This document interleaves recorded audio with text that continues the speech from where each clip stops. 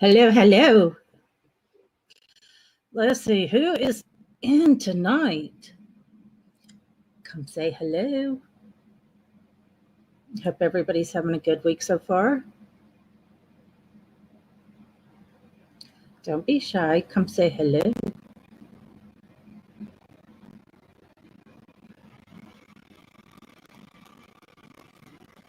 Come on. I know you would too.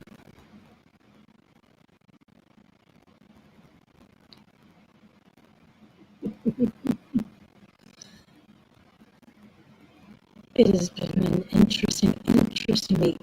Come share with me.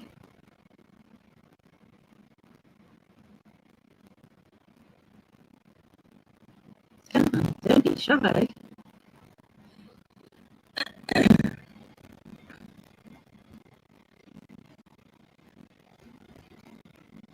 What is going on out there, people?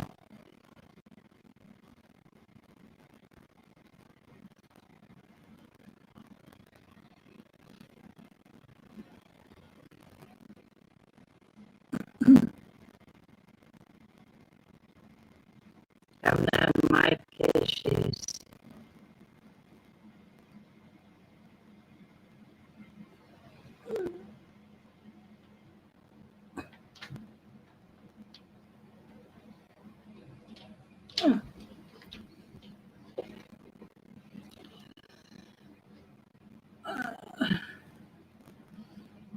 Hi there, Amy.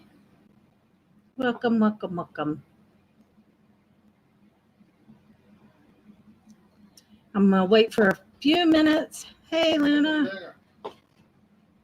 Which mic are you on? Hang on. Hang on. Oops. I don't want to do that. Hang on. Yeah. Hang on. Just 1 second. We're having problems with mic. Yeah, I know. This is always fun. This is the mic, and I don't worry about that. I'm just wondering why all of a sudden. Go to your mic settings. Come into your settings.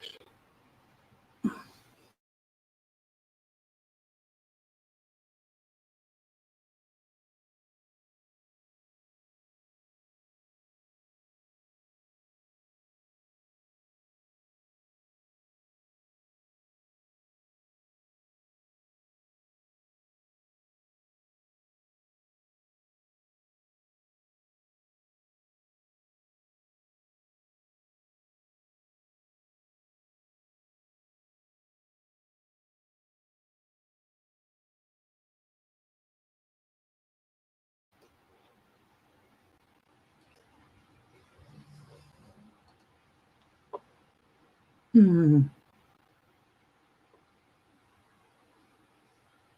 let me hear. You can't hear yourself, right? No. So I'm gonna go. I'm sorry, guys.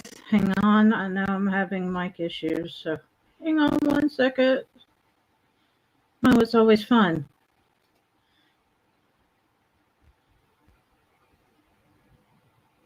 And we tested this all before the live stream. It's always fun. Hey, Cassie. I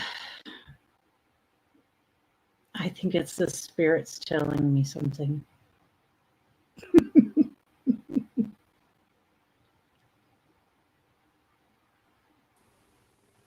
Okay, you're better now. Oh, I'm better now? Yeah. Okay. Don't ask me. Welcome to the paranormal. Thank you, Leonard. I appreciate it so much.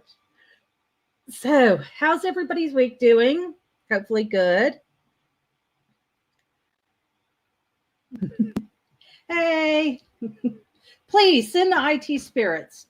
It's always fun.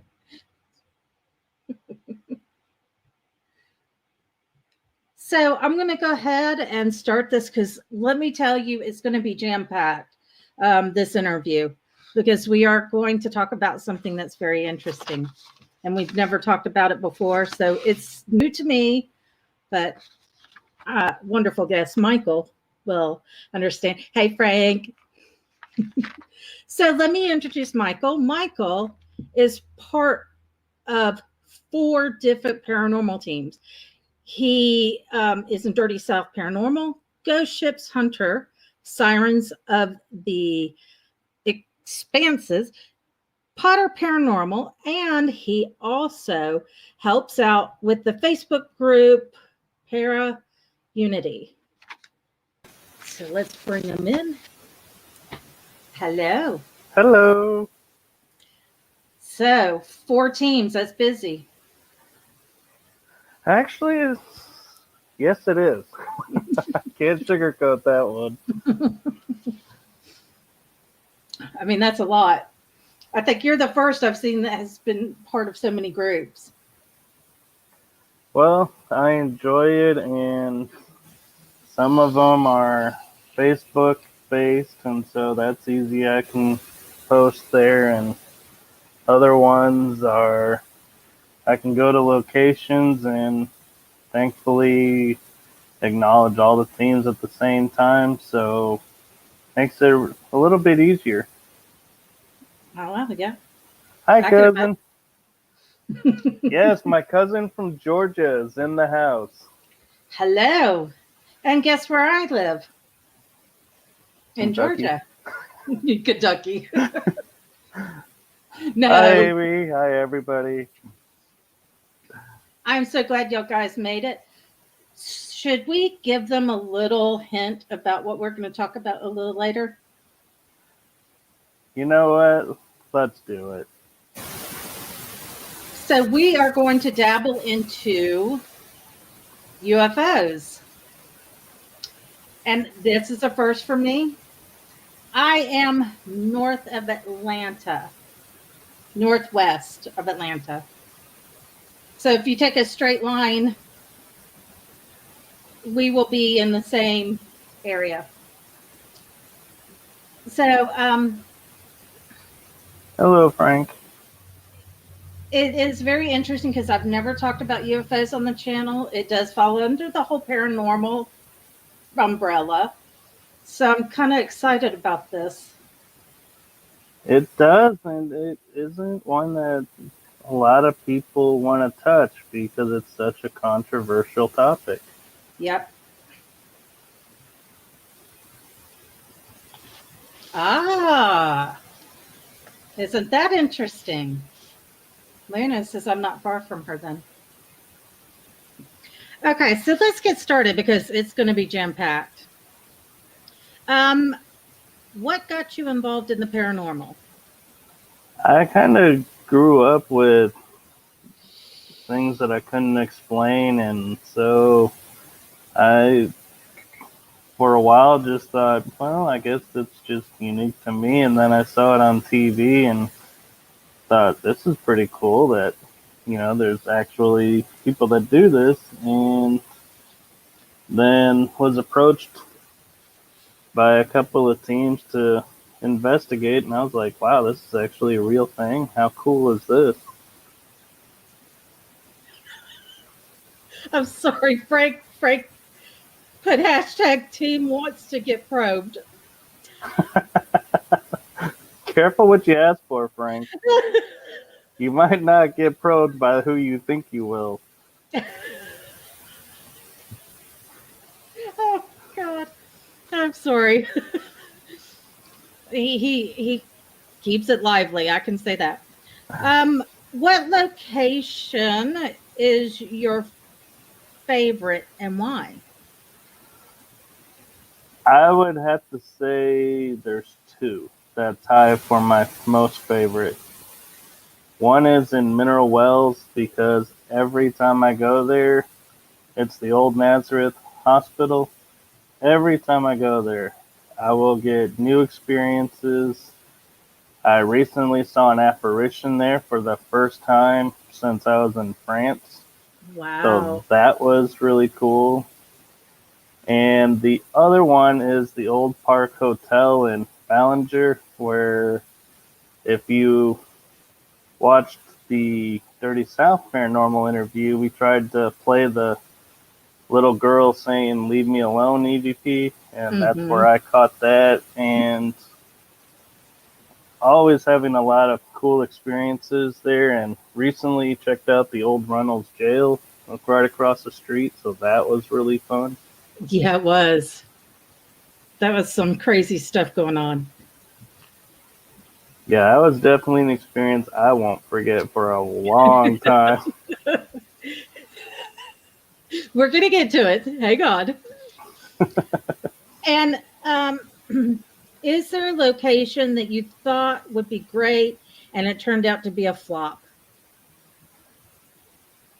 I would have to say no, because every location I've gone to, I've either gotten EVPs or I've gotten stuff on photos or on videos. So I wouldn't say I have a location really that I've gotten absolutely nothing.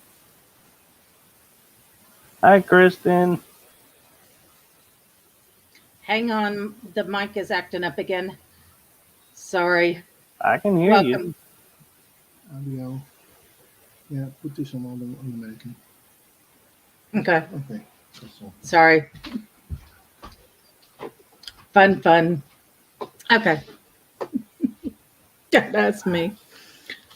This is my life. Paranormal loves to mess with my everything. Yes. It's starting to pick up even more here. So I get it. So if you could investigate anywhere in the world, where would you go and why? Ooh, I would say the Paris catacombs, just because I think it's an area that hasn't really been investigated properly. And the underground tunnels of Scotland, because I didn't, in Edinburgh, because I didn't even know about them until someone told me about them, and I was like, "Oh, that sounds so cool." We visited, of course, our kid was too young and I wasn't going to take him through there, but I can tell you, hey, Selena. And Frank says all those locations are in Georgia.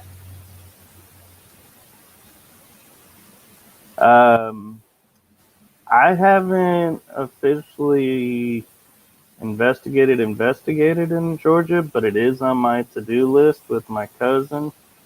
And there is another location there that I'm hoping to go back to, which I'll go ahead and let that spoiler out. And that was the Walking Dead set. Mm-hmm. I've been on it and walked around it, and so I'm hoping to go back and walk around it some more. I know with Scotland, my kid, our window, I looked out the window and saw that where we were, our hotel room faced the Hangman's Square, and it's this raised stone where they do all the public hangings. And that night, my kid decides to have a night terror. Well, the interesting thing is, historically, that would have been the event of the week or month, would have been to go and watch the hangings. That was a spectator sport, as we would call it today. I mean, Scotland's awesome. Paris catacombs, I don't know, that would freak me out. I mean, now it depends which one, because they got a public one and they got the real one that's underground. Yeah, I'm talking the real one.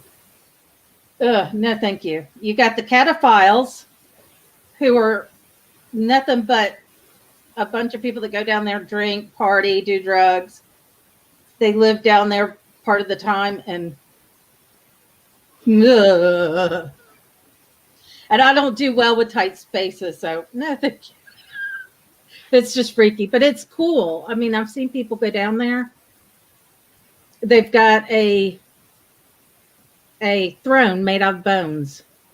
Yeah, and I've heard rumors from some credible sources and some not so that I haven't verified yet. I should say not that they're not credible. It's just I haven't verified yet, though, where behind some of the bones are tunnels to other areas.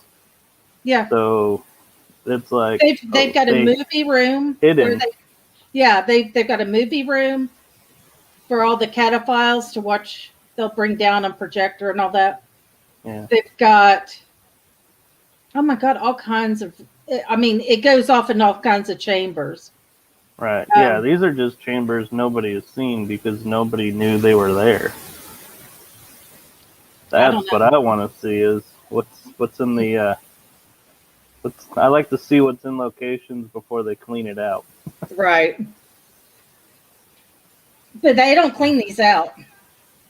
That's the creepy thing. Yeah, great. I'm sure they cleaned it out a little bit to get a movie screen and all that electric down there. No, there's all kinds of chambers and whatnot down there. So it's not like jam packed full. Right. It's just these big, huge chambers. It's absolutely bizarre. Now there are some caves close to me that is haunted. Was used for Underground Railroad and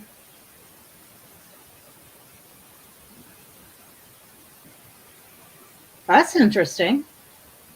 There are caves in Georgia and the Virginias and I think Kentucky too, and some in some of the northern states too that were Underground Railroad related. Mm-hmm. It's a lot more vast than we've ever been told. Mm-hmm. It's crazy. And of course, you had the Civil War that came straight down Tennessee. So at the border, which would be Dalton, Tunnel Hill, they've got a haunted train tunnel. And then just literally going from Dalton all the way down, there's all kinds of crazy stuff. And I won't say what channel, but a channel just did here in my town. Oh, I pretty much think I could tell you which one it is, but I'll leave it to the suspense. I wasn't happy about it. I mean, it just could have been done a little bit more tastefully and whatnot. Yeah, and that was just a whole lot of mess. We didn't, still, I don't think have recovered from with that Civil War. No, I know here in Georgia, it was up into the 90s, they were still fixing things from the Civil War, which blew my mind because I was like, really? 90s? Oh, yeah. We still have clay pipes for water, for our water pipes, and we can't seem to replace those. Okay. Have you ever been touched or scratched, and can you share with us? Well, This is a good one. So normally my default answer would be is my experience in Seguin at the Magnolia, but I just posted a video this week from Saturday night to where I had quite the paranormal experience of.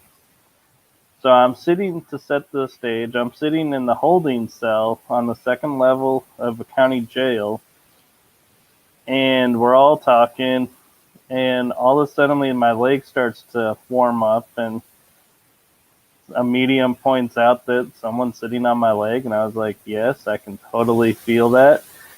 And then all of a sudden my right eye gets super puffy. I mean, I could feel it, like something was underneath the skin trying to pull it out kind of feeling. And I was like, and everyone's like, oh my God, your eye is getting red and puffy. I was like, yeah. And they all were like, well, there's a spirit that got hit in the eye here. And I was like, I think I know who you're talking about.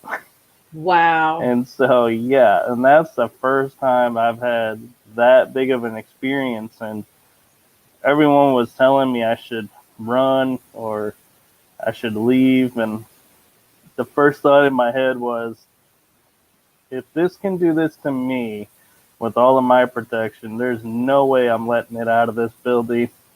And so I stuck it out until it let go. And then I was like, okay, you're staying here. That's creepy. Very, very creepy. Yep.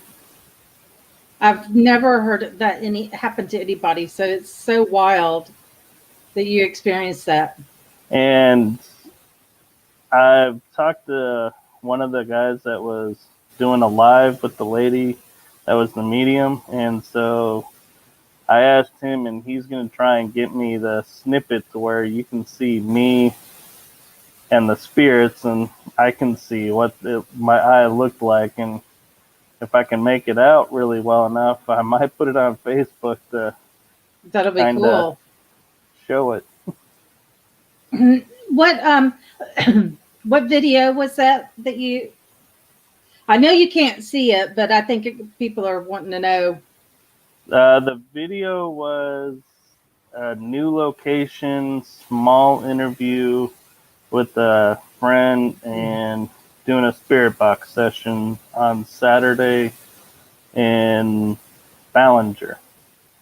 It is really, really cool. I mean, it's dark as all get out, but you can hear him saying, you hear somebody going, there's somebody sitting on your leg, and everybody's, are you okay?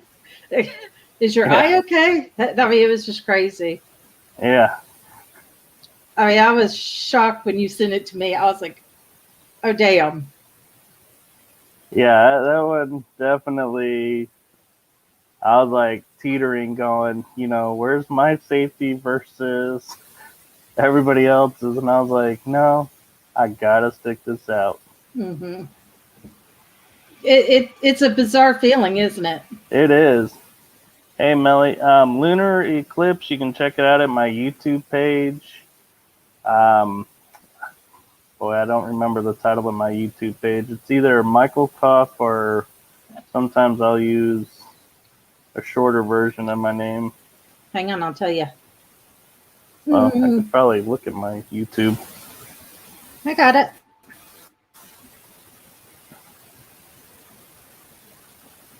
But my YouTube page is all about my adventures, paranormal investigations, and just some random stuff that I think is really cool. So It is under your name.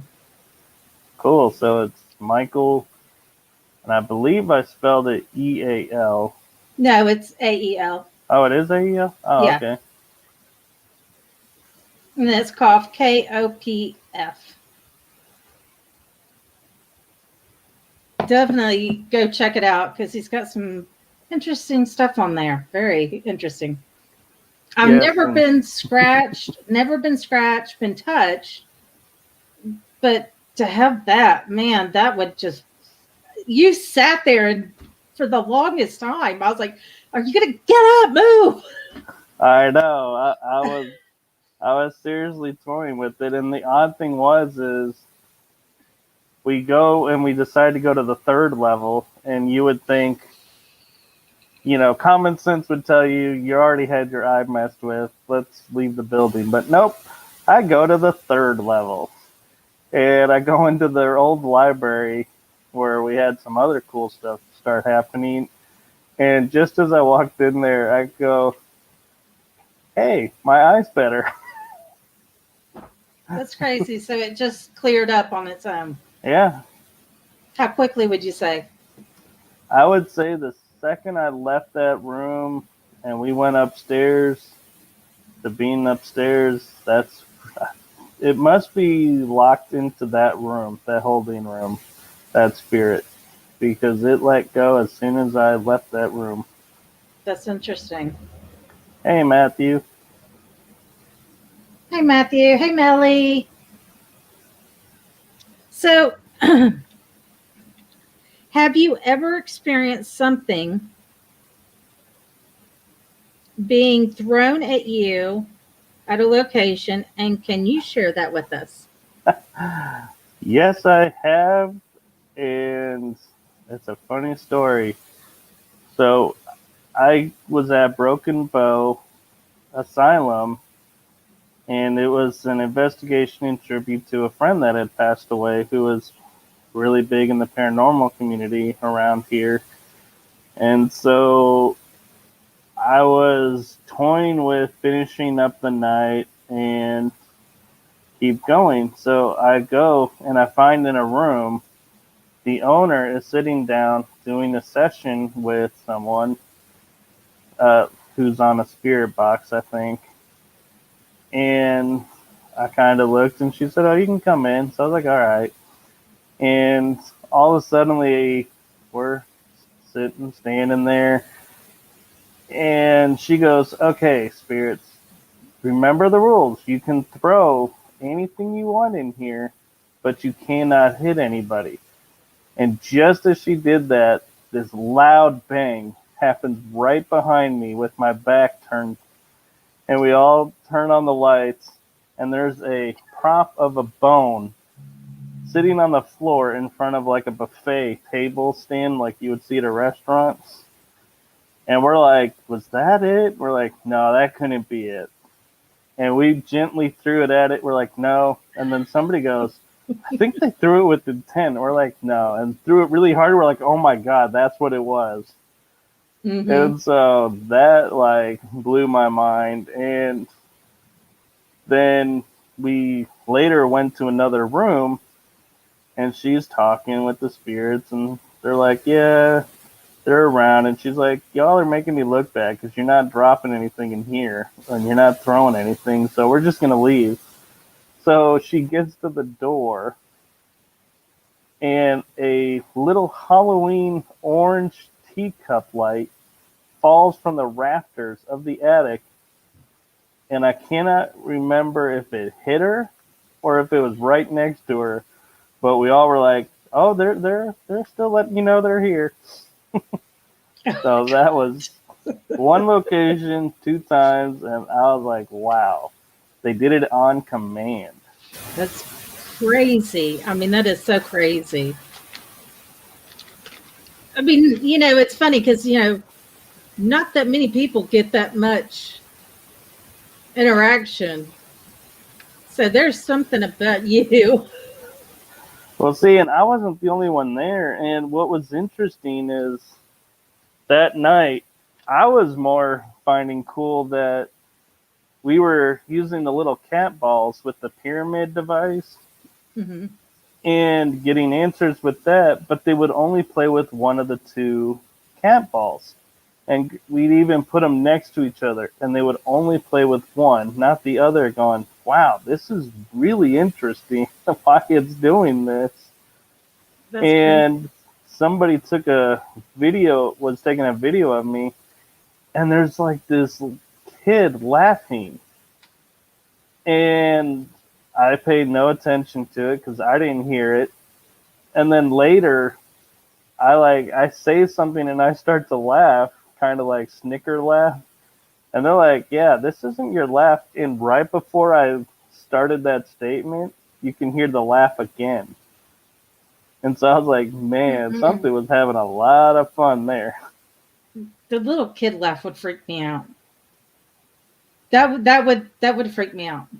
Well, I say little kid, it was a light, like a ha ha ha kind of laugh. And so that's why I was like, I associated with a kid because I'm like, that, how many adults go ha ha ha? Right.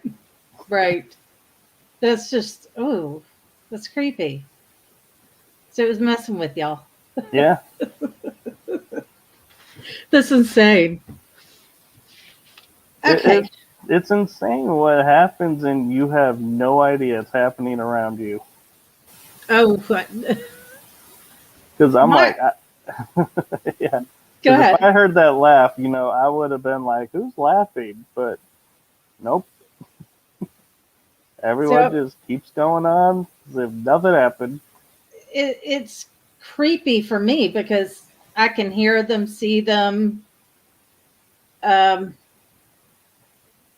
and it's like, no.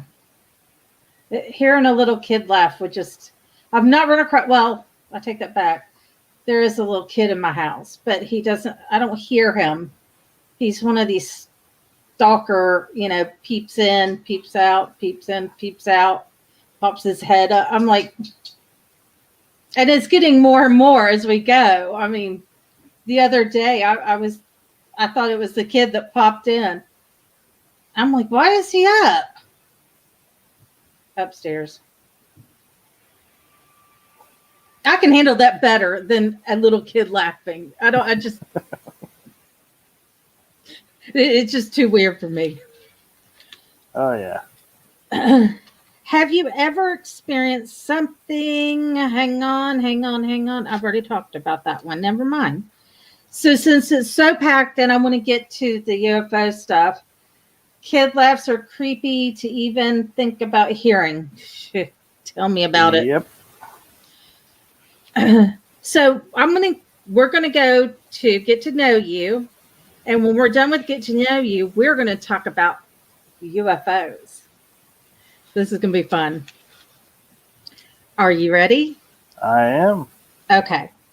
If you were at a funeral and the body fell out of the casket, what would you do? Besides bust out laughing? Oh, boy. I'm feeling really bad saying bust out laughing because I would do that if I was in the audience. I would be like just laughing in my chair going, wow. If it was me personally next to the body carrying them out, I probably would be like, did we not buy a strong enough casket to carry this person out? I was like, man, what happened to this wood? Or I might even go as far as to think, all right, so their spirit wanted one more hurrah in the world. They went out with quite the show. Many, many years ago, I used to clean a funeral home, and I would never turn my back on that body because I was always terrified that thing would sit up with my back turned and turn around and see that thing. No way. Oh, I even would watch the medical shows, and you'd see the body like sit up, and you're like, oh my god, and they're like, oh, that's rickets. I'm like, oh, that would be even worse. That's be like working on the body, and it goes and sits up. He warned me about it. He says it does happen. It doesn't happen all the time. He's like, but I just want to let you know because sometimes we have the caskets open and they will sit up, and I'm going, no, you didn't have to tell me that. You didn't. You know, it'd be worse is if the casket was closed and then it set in and they pushed it so hard it opened up. I did work there that long. No. It freaked me out. I mean, I was literally backing out because, they want the floor vacuum with no footprints. So I'm literally backing up, going the long way. No. Mm-mm. That's too much. Family don't want me. I'm sure aliens would run away from me. Oh, we're going to have fun. Okay. Oh, yeah. Number 2. When was the last time you were what? So sleep deprived, you put something in your mouth that didn't belong there. Wow. I will pee myself.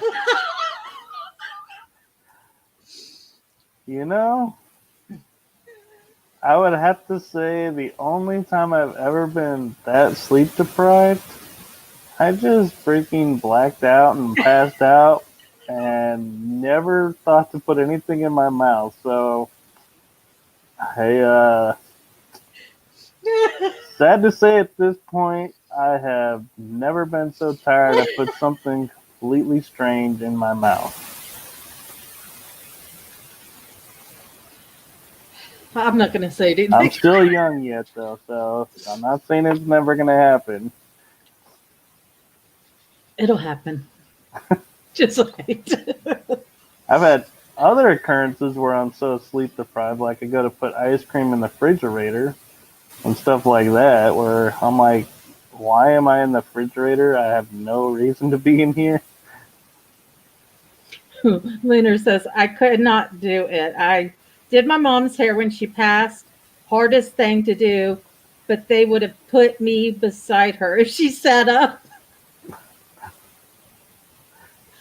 Actually, oh man, I would love to think if I was sitting there and the body popped up from rickets, I would just turn and be like, so, what do you think of your funeral so far? Just start having a conversation. You're like, are the people you thought would show up here? Are you happy with the turnout? Right? And then she says, have you found all paranormal people don't sleep well? Yeah. Yeah, we do see and hear some stuff on evidence that can cause us to get a little sleep deprived, but it tends to make up for itself. Yep. It's funny because my husband sleeps just like that. And I'm sitting there going, did you hear that? Did you hear that? Because now it's making noises in the house. But I think most people that do paranormal, you have to keep up the weird sleep habits. Yeah. I mean, it's not that you have to investigate during the day. It's the necessity of it because there's no traffic. People are out and about, and it makes it easier. You don't have all the contamination. So you have to put up with these weird sleep hours. But with me and my issues, I can do 24 hours easy. Naps. I have been up for 24 hours straight, and I will admit that I do, at that point, tend to get them a little more loopy, making no sense. Let's see. Leonard says, I sleep, but I don't sleep a lot for hours. I mean, like most is 5, and then I'm tired. I don't sleep at night. LOL at all. I can do cat naps here and there, but Yeah, if I do a nap during the day, my sleep schedule's shot. right. Okay. Number 3. If you were against, oh my God, my writing's horrible. Be patient with me. I had a rough week.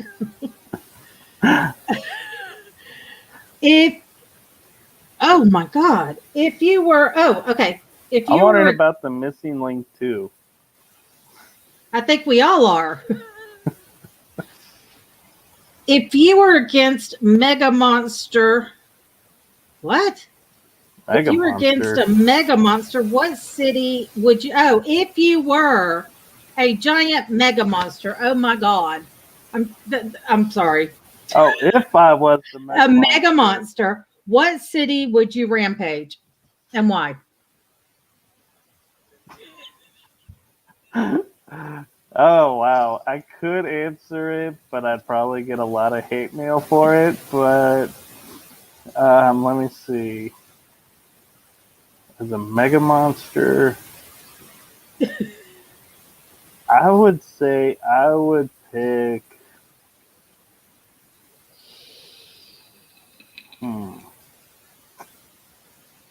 That's a good question because I want to try and pick somewhere that doesn't normally get tortured by Mega Monsters. So I feel like it'd be more fun to see the people's reaction. I'll be honest. I want to say Washington D.C. so I could clean it up.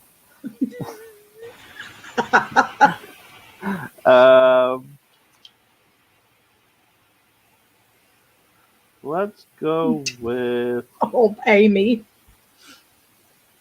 Don't do New Orleans. Amy, New Orleans has been through enough. No, I was looking for somewhere in Europe. Oh, Uh, Europe. I would say maybe a place like, no offense to the people there, but somewhere like Hamburg, that's like nobody really pays attention to the city, I think, because it's never in the news for anything worth like noting in this current climate. So it's like, yeah, let's give them something to talk about. Mine would be if I was a mega monster, I'd go to California and just see if I can create the big earthquake. Isn't that awful? Yeah, but you watch all the Mega Monster movies, and they're always in California and the coast and Hawaii. They're trying to earthquake happen, and part of the state goes into the water and I becomes know an they're island. trying to get rid of certain people. I know what they're doing. Tokyo. Yeah, there is Tokyo. But bless their heart, they already are dealing with stuff. Vegas. Vegas. Oh, Vegas. Hello, Vegas Johnny. wouldn't be so much fun because everybody would be so worried about their chips. Nobody would care what's going on outside. Right. Frank says you do Mexico. Yeah, but Mexico, well, I thought about Mexico City, but I was like, with their past cultural history, they've been through a lot. They're still going through a lot Yeah. with other cartels. Ooh, that would be fun to take out There the you go. cartels. There As you a go. Mega Monster, target There the you go. cartels. You can make your way down to South America.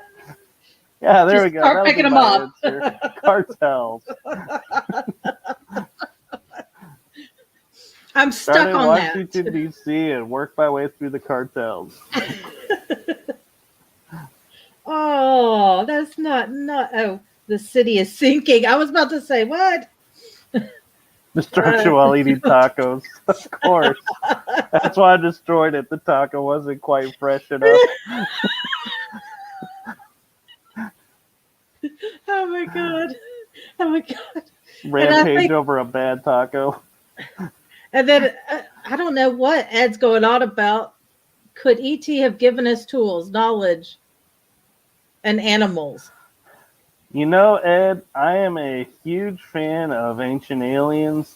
I have a friend that's on there, and so I've seen a lot of the stuff that they talk about, and I have to admit the math does not add up that we did it. So I lean towards the page that something or some beings came and hooked us up with some of our mega structures that we have today. We're going to talk about that.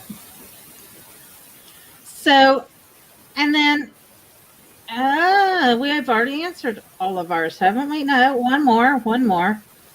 When was the last time you were nervous?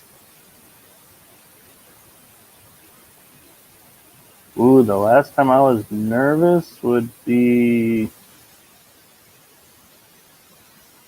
for personal reasons, last week. For paranormal reasons, would have been 2 weeks ago. Oh.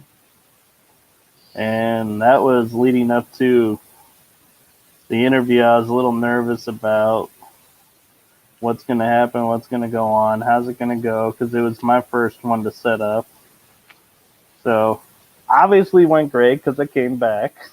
There you go. And last week was just personal stuff with dealing with holidays. I'll kind of leave it at that because I tend to keep private about personal stuff. Well, yeah. I can't remember the last time I was nervous. It was, I guess in the beginning when I started seeing the little thing in my house and seeing my dog react to it. Got me a little nervous. because it Oh, snuck the in on first me. time. I thought you said the last time I was nervous. When was the last time you were nervous? Yeah, not my first time. No, well, Okay. trust me, this wasn't my first nor last time with this little critter in here. Okay. What? We One night stand, Frank. That's funny. oh, Frank. One night stand. And then we've got sports physical. Sports Wait, physical. what? You cheated on me, Frank? How could you? And then, of course, my Oh. husband being cheeky. That call my That call with my with my girlfriend. girlfriend. That would be a really nervous one. Oh, cheeky. Okay, are we ready to get into the subject? I know about that much. I know enough to get by. Yeah, So I've never talked about it. So you're the first on my channel to talk about UFOs and all I'm the just wonderful gonna world. say, I've had experiences, but I am in no way an expert. More so than me. I know enough to be dangerous. Well, that's a fun way to be. Selena. She's nervous about her first investigation coming up with Dirty South. Yeah, But totally that's gonna excited be at in the same June. time. That's gonna be in June. And she did warn my husband. Be afraid. Life alert. Okay, so what got you interested in the UFO world? I would have to say the movie Contact, really. Mhm. Because there was a line in there that resonated me when she is talking. Jodie Foster is talking to Matthew McConaughey's character and says, you know, he's talking about life out there, and when she says yes, because if not, it's a really waste of a lot of space, and that's the way I feel. It's like there's so much out there. There's gotta be life out there. Well, to me, and I say this, it would be very naive to think there isn't something out there. We cannot be the only planet that sustains life and has all kinds of stuff. Yeah. There's got to be more out there. And I will say, I know I'm not the first to see it, and I know it's been talked about a lot, but when I was in Egypt, going to a bunch of temples and the pyramids, we all saw the hieroglyphic of a submarine, the helicopter, which is all modern technology, and this was on the ceiling. And there's no sand piled up to there, so how it got up there would have to be during its creation. And looking at that, I have to say that also made me go, yeah, there's got to be UFOs out there, because how else would you be able to describe modern technology in the very early days of civilization? Okay, Luna has a question. If you watch Men in Black, when they open the locker and the world is in it, that we are in the locker, makes you think. The scene he's talking about, I know which one it is when they open it up and they're like, oh, all hail, the mighty J's arrived. And then they close the locker door, and then they zoom out and they show that it's one door of many doors, and we're a door of another set of doors. And so, yeah, I agree with you. That is a great way to look at what's going on. But, I look at it this way. People talk about portals. I personally don't think spirits need portals to transport wherever they want to go. I think portals are other dimensions to travel through. And I'd agree with that. And it could be, I mean, look, since we don't really know, I would say it has to be like this interdimensional, just a wide array of things. Could it be angels and demons? Could it be aliens? I would say so. And also, you got to think about, we talk about it gained notoriety with the Da Vinci Code, is the ley line. Yep. There are ley lines all around the Earth on latitude and longitude. And I took a map of the U.S., all the ley lines, and where every one of them intersected is at least one or two of the top 10 haunted locations for that state.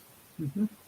And so I would definitely say the ley lines do a lot to create portals and vortexes to where I don't know necessarily that it creates the spirits, but it gives the spirits energy to be able to do what they need to do to get attention. Well, believe it or not, a lot of haunted locations will say, yes, I've seen weird lights in the sky. So it's not unusual for people to say, yes, I've seen it. Like at the Conjuring house. You know, Yeah, Andrea saw it, and she swears that she's been visited. They've actually come to her and visit her. She says she's been taken into the ship. She swears all this, and still to this day talks to them. Yeah, and there's also the Skinwalker Ranch. Yep. Oh, that place is crazy. Oh, yeah. I'm not done watching it.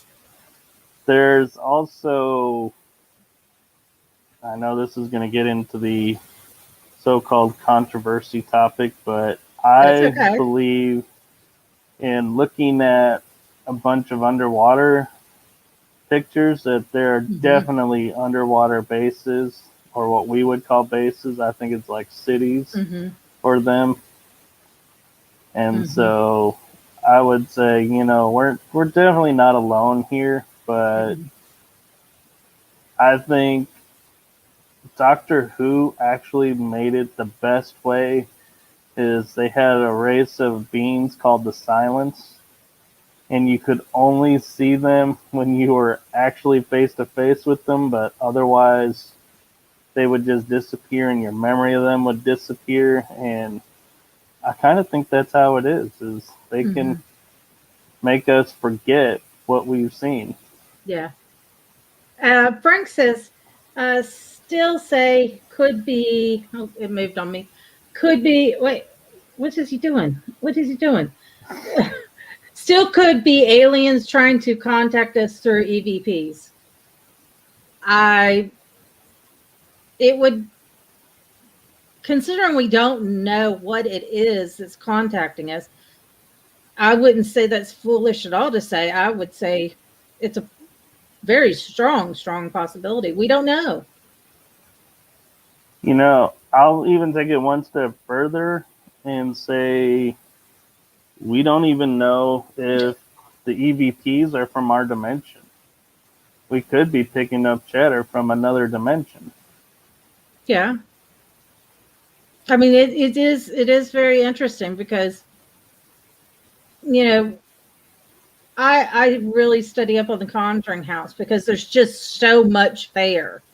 I mean, she's not the only one to see aliens or spaceships and these creatures. And right.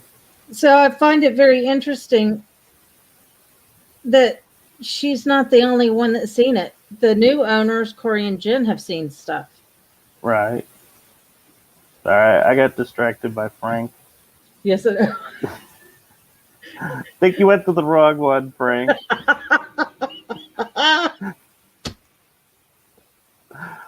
But yeah, And I've also had people who I trust and I've verified information with them that near Skinwalker Ranch, I don't think it was Skinwalker Ranch though, is a place where they have found that beings will come from what we would consider Middle Earth, the inner core area. They come up and they're seen for a little bit and then they go back down. And so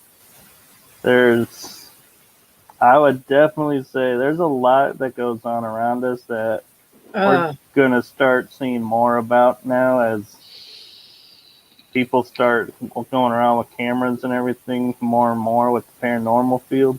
We're going to crack open some of these weird mysteries. It is very interesting. I had watched a document. It was an interview with a guy who has wrote a book, and he was talking about the Indian mounds, and that the world's largest Indian mound is in Louisiana.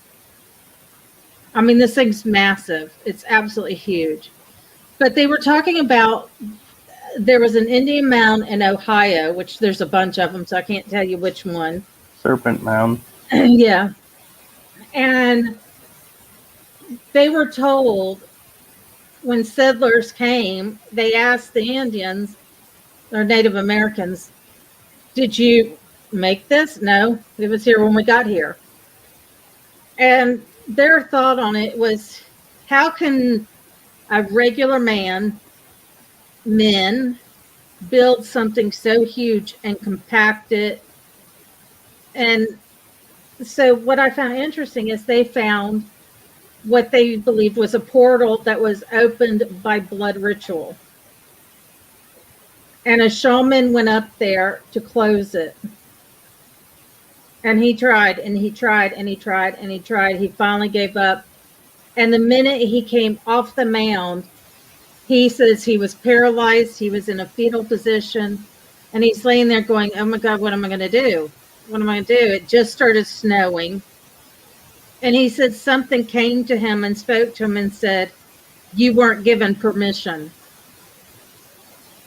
Right. There are a bunch of natural based portals around, and there are some that I will admit I think people not knowing what they're doing have opened up and they think they close it, but they haven't.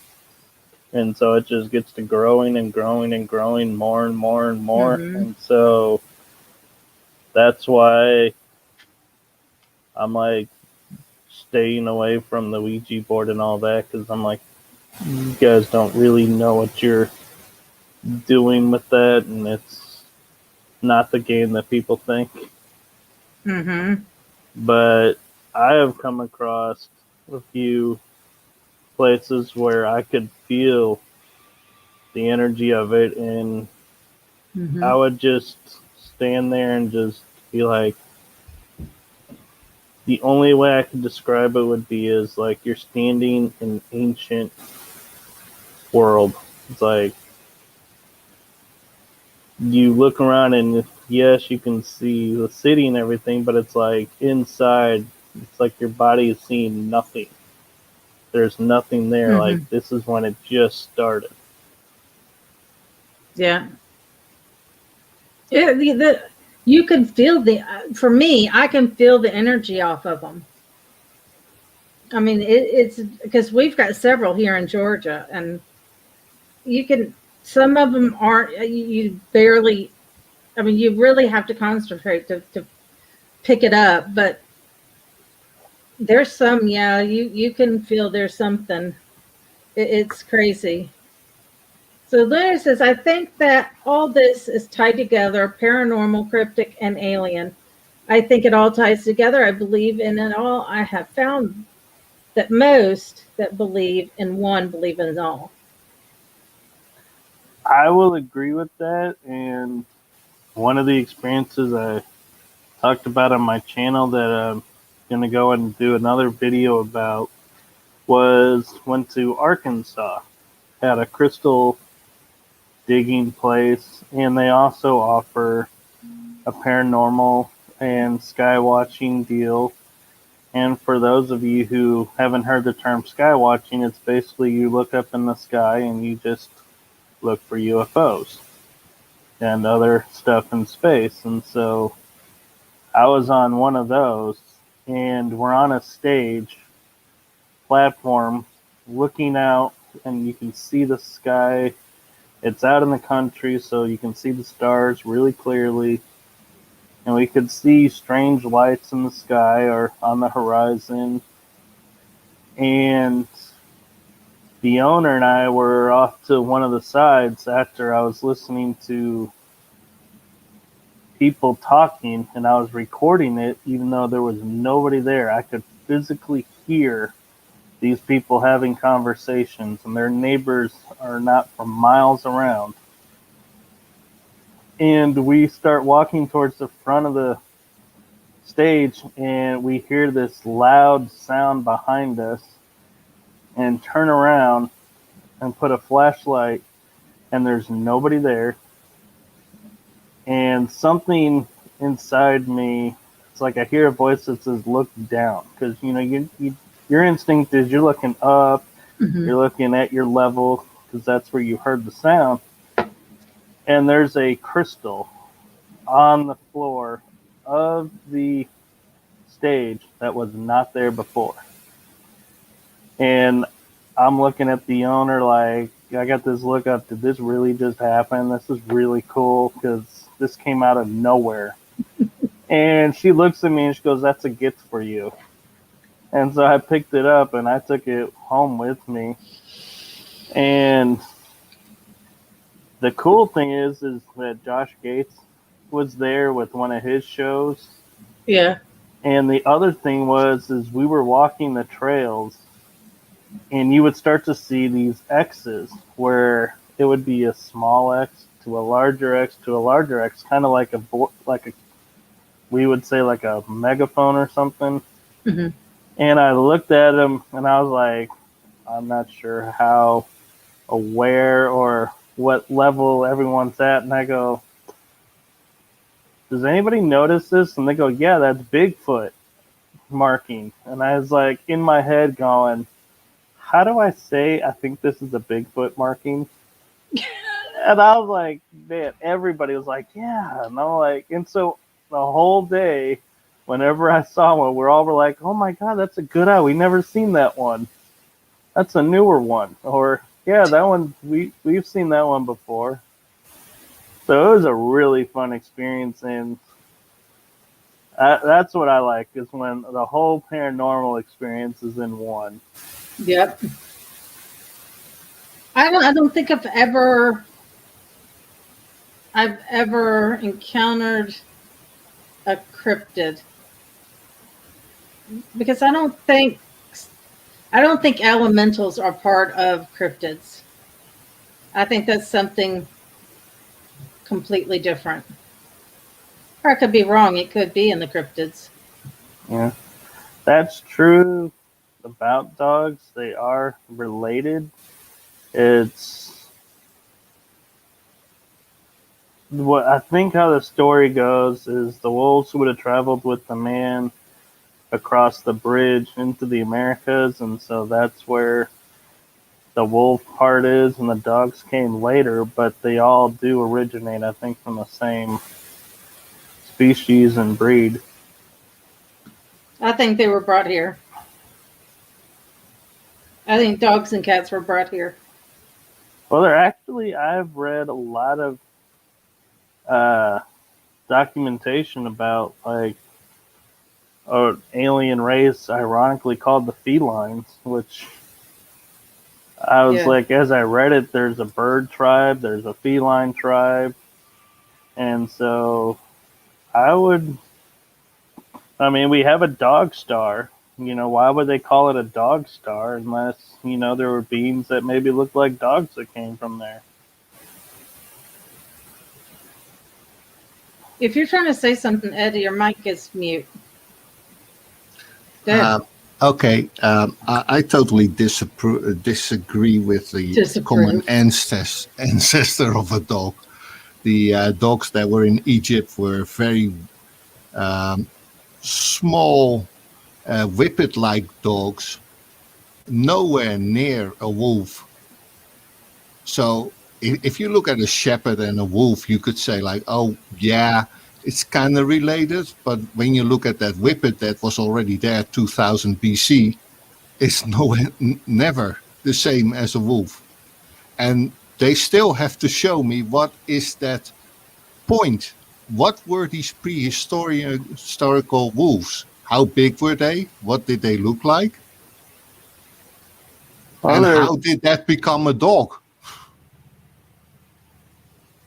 Well, I think evolution took place just like as humans. There were giants around, and now we're down to the size we are. And there's even cultures around that are shorter, so like 4 feet is considered tall to them. But And that's the so- missing link. Right. Because you can say mammoths were around. Yes, a mammoth died out. Elephants are not related to mammoths. Because where is that transition point? As Darwin says, evolution. So you should find mammoths that have no hair. Then you find mammoths that get smaller. Then you get mammoths that get even smaller. And then it starts resembling more to an elephant. But we don't have those links. We have mammoths and we have elephants. Right. Now, I have one that'll really blow your mind, Ed. Octopus. Do you know that there is no species on Earth that has any link to an octopus, and the fact that its DNA and genetic code cannot be found here, but yet it lives in the oceans? And so that alone, that's like, yeah, it raises a question: where did they come from? And I have a feeling that some of it is genetic manipulation that was done in our past by some not so friendly alien races to kind of build a slave race. And yes, I know that sounds a lot like the Stargate movies and series, but I have some friends that have told me a lot of that is kind of based in truth. And so, it's just one of those things that until we can build a time machine and go back in time and actually look at. Well, the thing is, and this is what you can ask any scientist, and you ask him, where did water come from? Where did the water on Earth come from? We're 70% water. Where did it come from? And their answer is, and don't laugh, okay? But the official answer is, there were ice molecules on asteroids that hit the Earth. Oh, see, I was going to simplify it and say there was 2 hydrogen atoms going for a walk, and they found an oxygen molecule hooked up, and bam, water. So anybody that knows ice and you melt that, you get a little water out of that. Right. So can you imagine how big these asteroids must have been to cover our Earth with 70% of water? It just doesn't make sense. They keep saying it, but when you ask those questions, you ask about the missing links, you ask about where did the water come from, they come up with the weirdest ideas. Yeah. I think I lost Kim on that answer. That Ed, I mean, he's like, can you imagine how big? I see an asteroid with frozen water just pulverizing the world. Did they take it like the Discovery Channel? That goes back to the 2 hydrogens finding that oxygen. Bam. And Amy says Bigfoot yells are the eeriest thing she's ever heard. Yes, they are. Because it sounds like nothing you've ever heard before. I think I've heard recordings of it.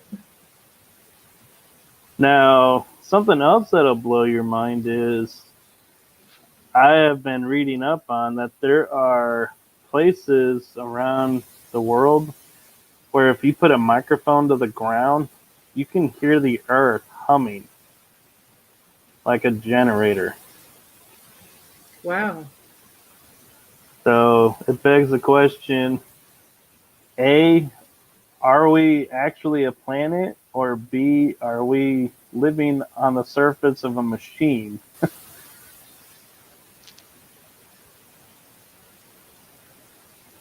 Maybe Because we're nobody ever goes into the Earth's surface. We always will explore the water or well, you do have the mines that go very deep in South Africa. I mean, those things go deep. right. I mean, a lot deeper than like, our stuff here. Yeah, And I mean that's creepy because the scientists there actually went into the very as deep as they could go, and they were actually pulling up living things out of these yeah. rocks. And Which our I mean, history, unfortunately, is being rewritten, but people in the community don't want to rewrite it. I have a friend that's doing work on the Bosnian pyramids and has dated them before the Egyptian pyramids. But he's been getting a lot of flack for it because they're like, no, it's got to be Egypt first because that's what we've been told. interesting. Very interesting. Uh, Frank says, Hello. Sumerians were there 4,000 BC before the Egyptians. Right, but these actually So Bosnia Iraq, predates them as well. honey, yes, honey. he's saying Bosnia. I know. So Which if you I look do. at Go ahead. no, Go ahead. if you look at birthplaces, then that area of the Middle East coming down, because you can see the track coming down to and Yugoslavia is part of that. I can't say that anymore, but I don't care. That's what I learned in school. Yeah. But it's part of that track coming to where the Egyptians and the Greeks come from. Yeah. Frank, I think the ones in the Inca pyramids are younger than the Egyptian. But an interesting thing to note is they are on the same latitude and longitude and line up with the same stars, constellations they're finding now. Like the Great Pyramid lines up with Orion's belt. And being in Egypt, we hear about the 3 pyramids of Giza. There's actually like 6 to 9 pyramids there. It's just everybody takes a photo at a certain angle so it looks like 3. Ah. And they just found a new mummy. Oh, In a they're very- always finding mummies. It's in a very unexpected place. But he's buried very posh. That's the thing. Yeah. I mean, when you get little children that are lost, they're always looking for their mummy. Oh, that's bad. That's bad. That's bad. Okay, so third question. Do you believe that alien visitors are increasing? I would say yes, because of the crap and nonsense that we're doing here. I would definitely say it's increasing because I kind of think the way we react with each other on this planet and the technologies we build, they're kind of like we're the laughing stock of the universe. Sitting here building bombs. We don't know. There could be one worse than us. And maybe we're slowly growing. I don't know. I kind of think we're the only planet that comes up with a bomb that will incinerate each other. I don't know of many cultures that goes, hey, yeah, let's incinerate this place. The people will be gone. We won't be able to live there for centuries, But but we've at been least we warring. won. But we've been warring since day one. I know. I That's why I mean, say we're like the laughing stock, because all these people have been like, dude, we're in the stars. Y'all are still fighting over land on your own planet. You haven't even figured out there's land outside your own planet. God, could you imagine if we colonized the world and space? How horrible our space would probably be. It'd be like Earth in space. I mean, I would have to say yes as well. I mean, would I want to come here and colonize? No, no. I think a lot of them are hidden. I mean, when you told me about water, I was like, Oh, okay, the I gotta look. USOs, yeah. I was like, I gotta look into that. That is crazy. Oh my gosh. I mean, some of the stuff they were showing was, I was like, okay. Now, it was like almost a decade ago, with Star Wars being so popular, they did a scan of the ocean floor, and it literally does look like there's a Millennium Falcon on the ocean floor. It's the exact outline of the Millennium Falcon. And everybody's like, hey, look, Star Wars was here. I know they believe that there is possibly an old ancient underground thing off of the coast of California that's not being used anymore. It's in the, what is that mountain range there? I wanted to say Sierra Nevadas, but I don't think that's the one. Mm-mm. This is underwater. But yeah, there are. And if you look back at, what was it, in the 90s, early 2000s, when they had that mysterious object fly up out of the ocean, and everybody was like, oh my God, Los Angeles is under attack. I was like, because this missile looks like it comes out of the water out of nowhere, and they still haven't been able to explain it. Don't freak out, y'all. You're seeing shadows back here. It's my kid. So don't freak out.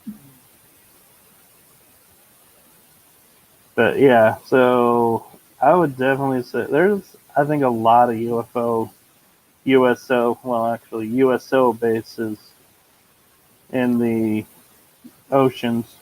Well, what I find very interesting is I've listened to a lot of people talk about when they are on a base. It doesn't matter what base, Army, Navy, whatever, that they see all kinds of stuff. And I just the other night listened to a guy who he was stationed, I think, in Oklahoma and decided he was going to make a trip. They had like 2 days off. They were going to go camp. And his friend found this large plateau. And they went and they were visited. Weirdest experiences ever. And he says, I couldn't talk about it. We couldn't talk about it. We'd get thrown out. This was the late 70s. He's like, we couldn't talk about it. And then he became a state attorney general, so he definitely couldn't talk about it. And Right. he says, when I retired, I was like, I'm going to talk about it. I think the military has a lot to do with the extraterrestrials that visit here, because I would say, in all honesty, with the way our cultures and the way we work, it's a wonder we're still alive and we have a species that's thriving so much. And so that alone to me says, yeah, something has come here that's kind of put a cap on how much destruction can we do to each other. Frank is asking you a question. Do you believe Bob Lazar? You know, I was just thinking about Bob Lazar when you were talking about that. I have no reason not to believe them.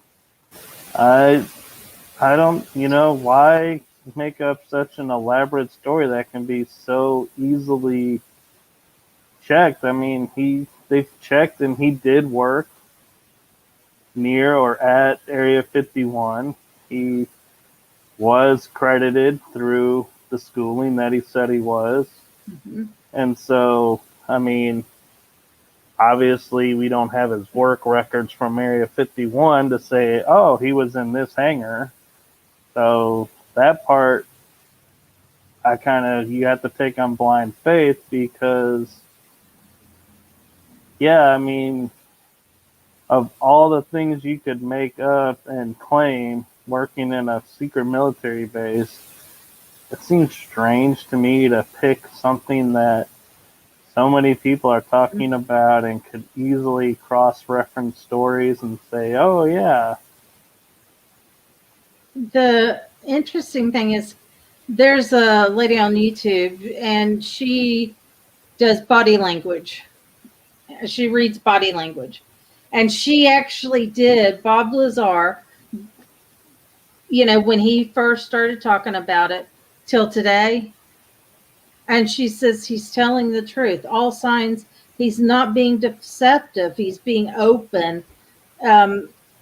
She just pointed out everything. And she's like, I believe him. And then she did it when he was older, just now recently talking about it.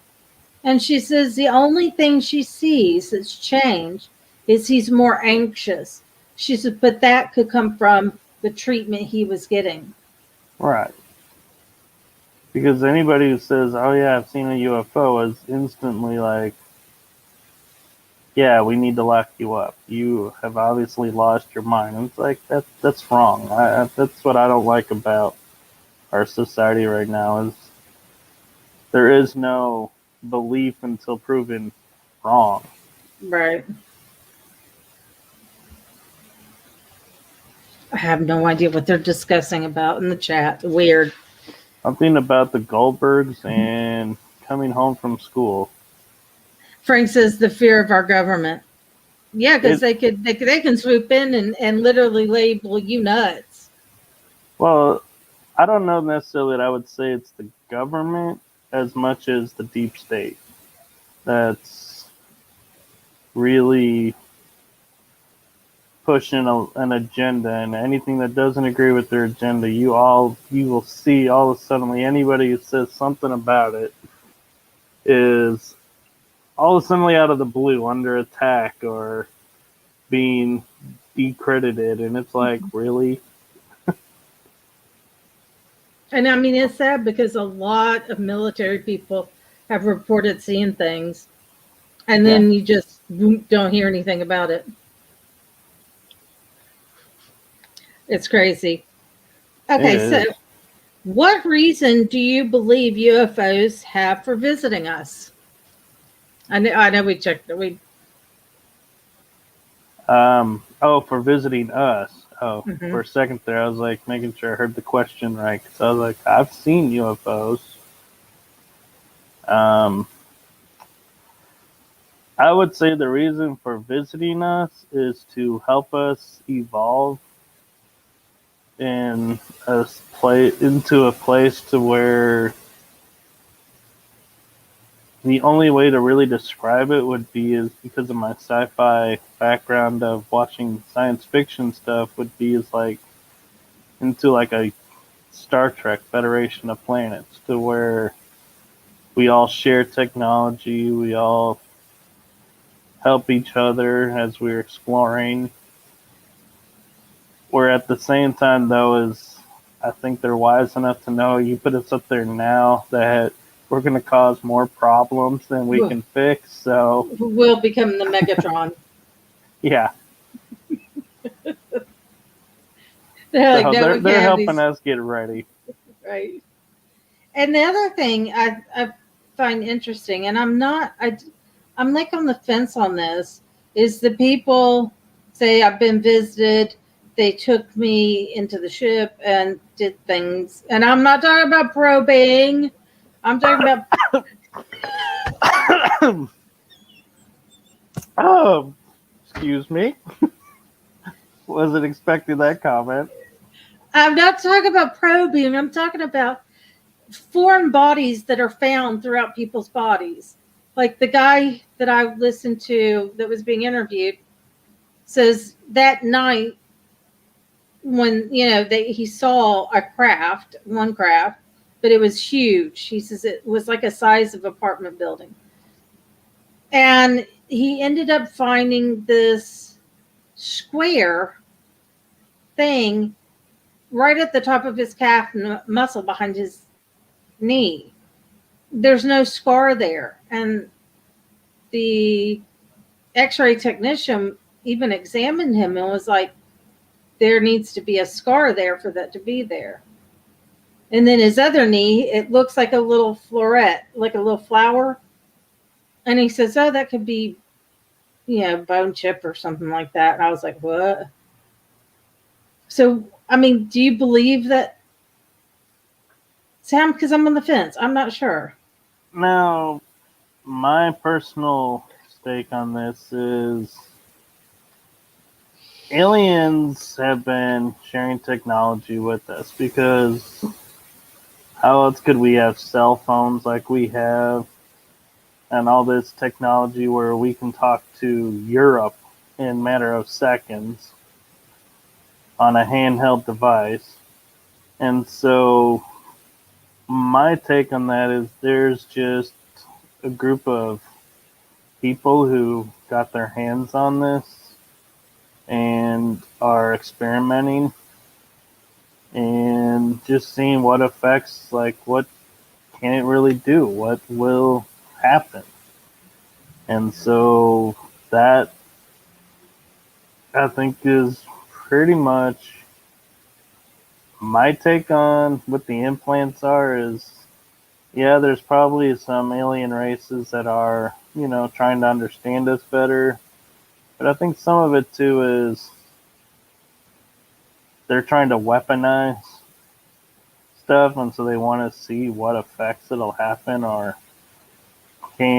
like if we put a transmitter in somebody, can we really pick this up without anybody detecting that it's there? Well, the interesting thing, they brought up the subject of being tracked. It's like a tag, and it's their way of tracking us without constantly scooping us up and doing something. Yeah, let's see. My personal take on that is just like I hear, like there's a group of people that think you need to shine a laser into the sky so that a UFO can find you, and I'm like, yeah, these people can cross through space like no tomorrow. I don't think they need to put a tracker or need a laser to come down and go, hey, look, there's our friend. Mm-hmm. I think they're pretty smart enough to go, hey, experiment 1A is over, at his house. They don't need a tracker to know that. Mm-hmm. So we're getting into a very juicy topic that I find very interesting. I think Frank agrees. This one's about the giants. Do you believe giants were sent here from another planet? I don't know that I would say from another planet. I tend to know, I've talked with, I know, Frank, I'm trying to keep straight face here. There was... Nobody wants to talk about probing. That is just Yeah. There was so there was a group of beings that are from another planet. They were called Watchers, and they watch and study and see what's going on. And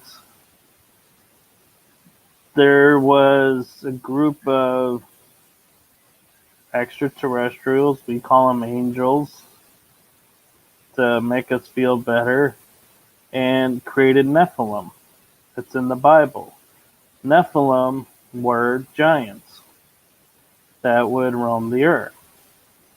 And when they started getting out of control, we had a natural flood that supposedly wiped them out. Now, two things to me that points to the extraterrestrials helping us out is if we're being invaded by giants and the earth gets flooded, where do we get that much water to flood the entire planet to wipe out beings that are superiorly taller than we are? Imagine how high that water level would have to be. And the other thing is, they came out of nowhere. They were mixing with humans, and so that ties into, like I was saying, is, there's the genetic manipulation. So, what do you do with experiments that go wrong? You wipe them out and you try and start over. Unfortunately, we don't take and say, hey, live out your life, die when you want. No, we say that's a failure, scrap it, start another one. Because what's interesting is if you look at the Mesopotamian and the Sumerian, you can see the carvings. They actually have the actual carving of a giant riding a dinosaur. Yeah, the Anunnakis. And to me, that's very interesting. And the way we listen to it, it sounded kind of interesting, is they're the ones that came. They're the ones that brought us all the animals. They taught us math and they taught us, all these things. Somebody had to teach us something. Well, I mean, look at the story of the Babylon Tower, the Tower of Babel. Mm-hmm. When they started building it, everybody spoke the same language, they said. Mm-hmm. Then as they got higher and higher, what happened? The people started thinking they were divine, and the divine beings didn't like it. So what happens? They broke them apart, gave them different languages so that nobody could communicate with each other. Now, everybody had their own language, and the tower stopped. What's interesting is the last giant sighting. Do you know where it took place? In the United States. Or, wait, no. Last one, I know there's been, Asia has them, Africa has them, South America has them, North America has them. The last one might actually be in the Pacific. No? Where? Middle East. Oh, I thought for a second you were going to say Georgia. Oh my God. Middle East. A group of soldiers out, patrolling the area,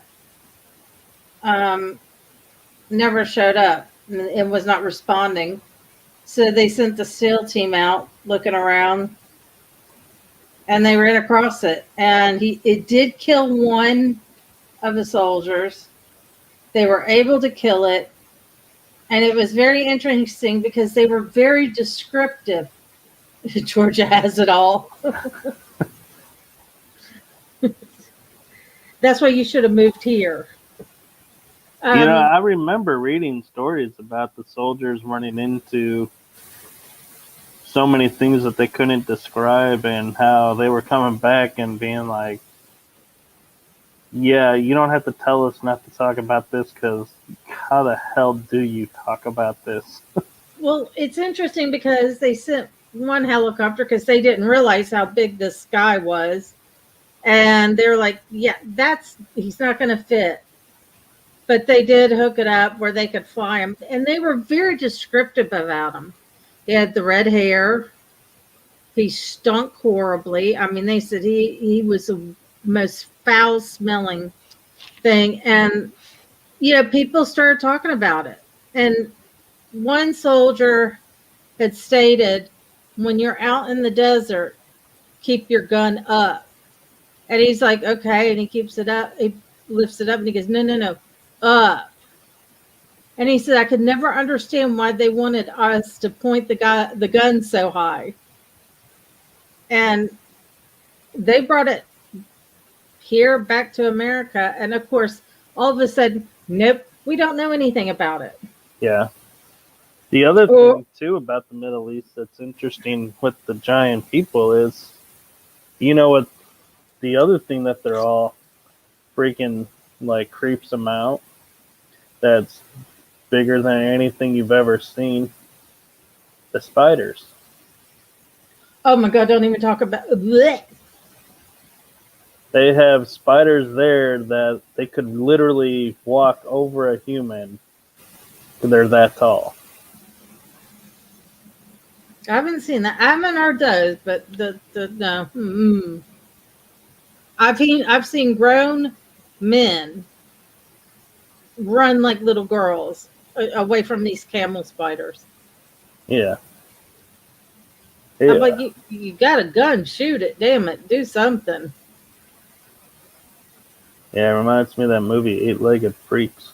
The one thing I found very interesting is I had heard a story somewhere out west. This lady, her father and her brother, long time ago, found a cave, was digging out the guano, and came across giant bones. And they just kept them, and she put the skulls in her little gift shop. Smithsonian caught wind and came and said, oh, we'll take those off your hands. Yeah, one thing you learn about the Smithsonian is they don't ever just take things and put them on display. They will seize anything and everything related to whatever they don't want known.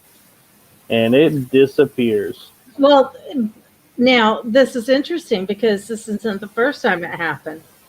The other time was in Alaska. They were building a base, so everybody was, oh God. Is that Stephen Hawking? No, Bob Lazar. Oh. I know, I had to look twice. Yeah. I was like, so they're building in this military base. All the soldiers are there working on it. And a couple guys came across giant bones, the full skeleton. And, they were taking pictures and, hey, guess what? Guess what? And then guess who showed up? The Smithsonian. Yep. We'll take those off your hands. And again, and that was 1940 something. It was just right after the war. So, you're looking at mid to late 40s. And they have eyewitnesses that saw it, touched it. Not that many people are going to lie and say the same story over and over again. Right. And Alaska is, wow. There's a triangle in Alaska that's got cryptids, the rumored thunderbird that's supposed to be the Native American most spiritual creator bird has been sighted there. They've got Bigfoot up there. They have lots of paranormal activity up there in homes. And they've had cases of UFOs around there. And like I was saying with, you know, the Stargate show and the movie, where a lot of that was taken for real and kind of like made for TV.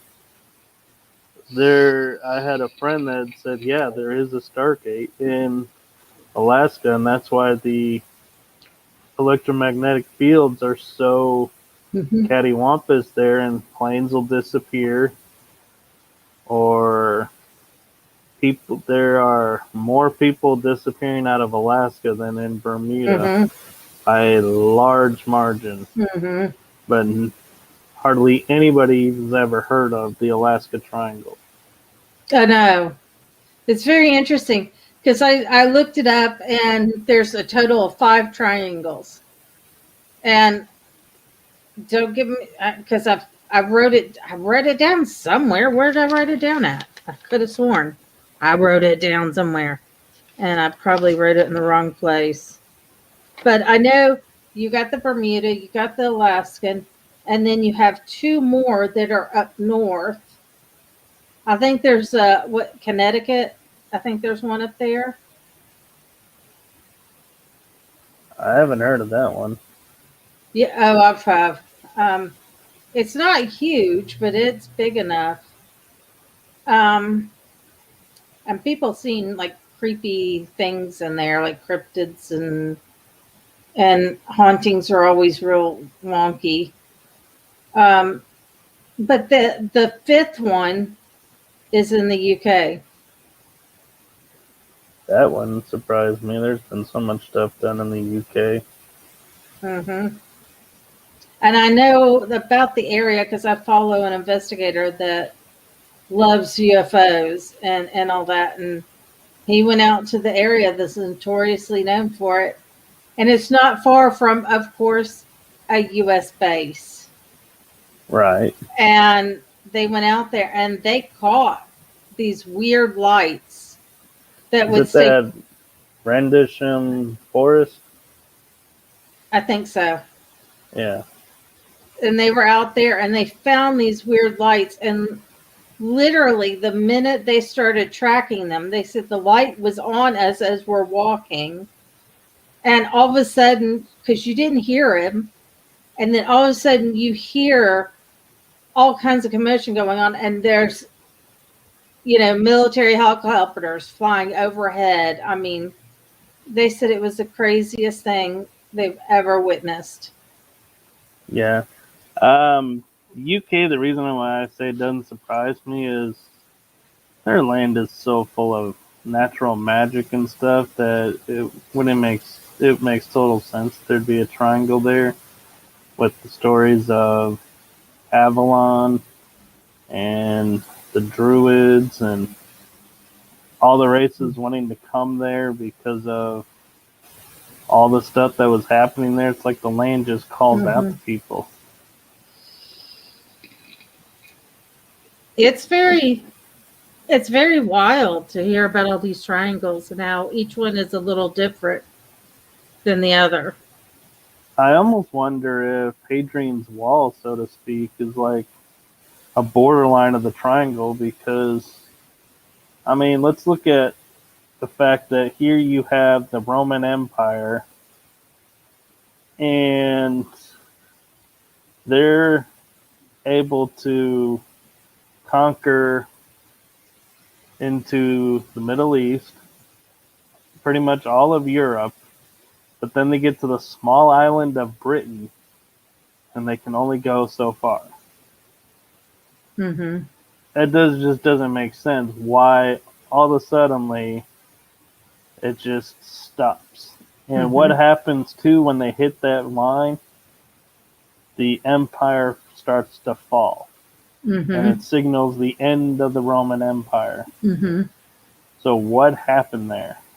To me, it's like it's got to be like a triangle or something. They Hmm. brought back something that just totally just ruined the empire, so to speak, and brought them to their knees.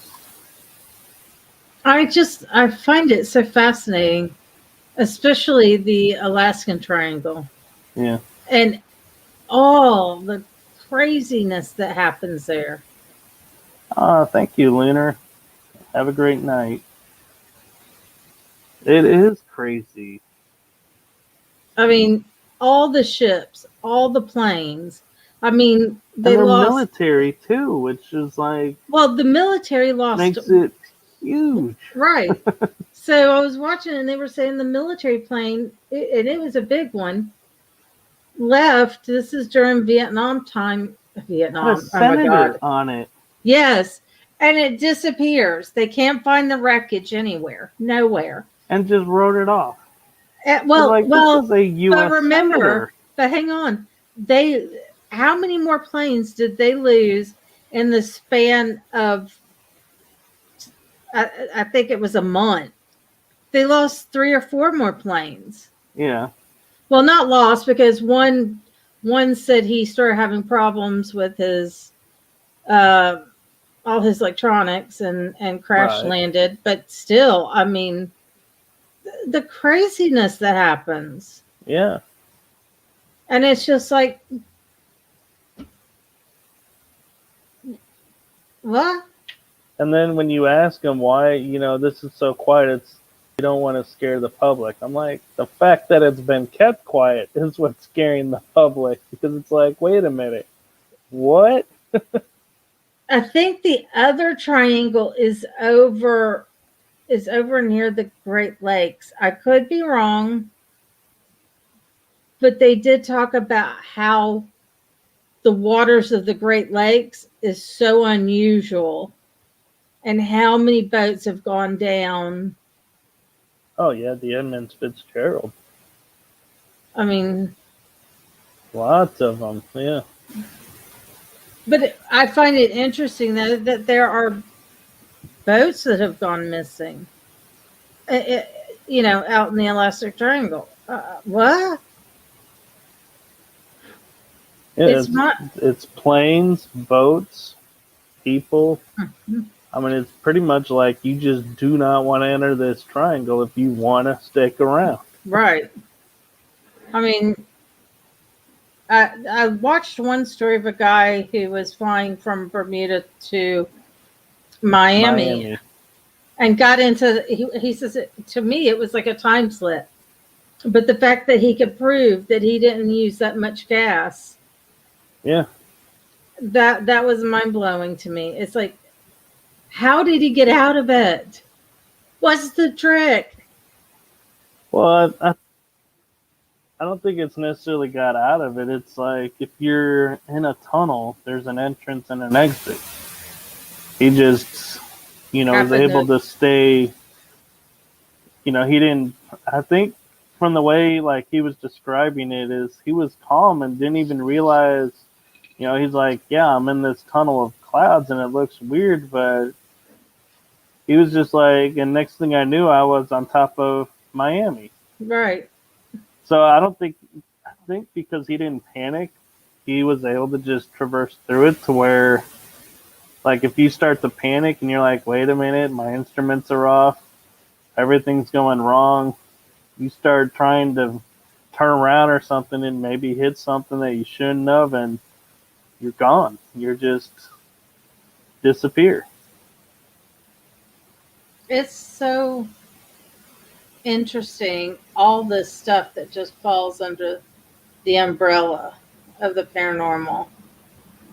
The cryptids, I'm on the fence with it.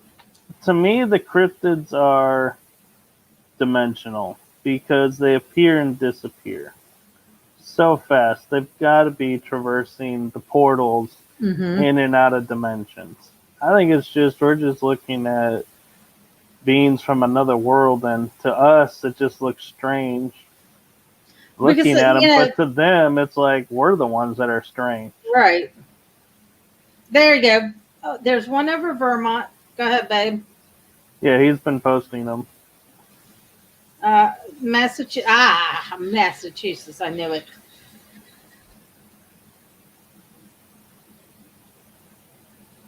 So there's Bermuda, Vermont, Massachusetts, Alaska. What's the fifth one? England, UK. Oh, the UK. That's right. So there you go, folks. We covered the 5 triangles. I mean, it's mind-boggling. You know, it'd almost be interesting to take the triangles and put them in a line and see what you get. Yep.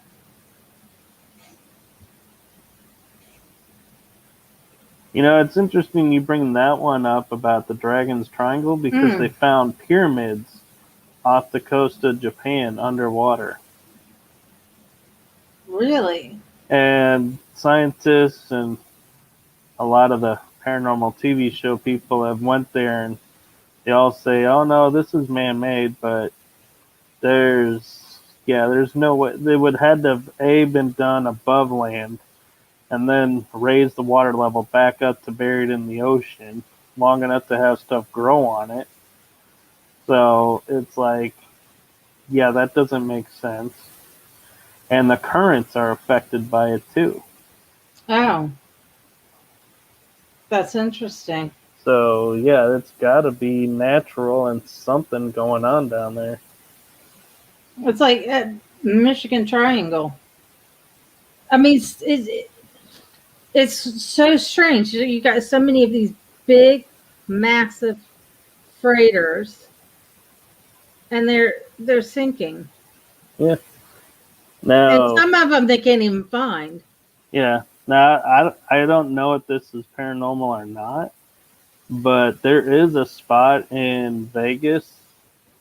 I think it's on the northeast side outside of Vegas in the mountains where they film a lot of the movies for going to Mars and stuff because it's a complete dead zone. Mm-hmm. You cannot hear a plane fly over you. I watched as a plane came in, flew over me, and I never heard it.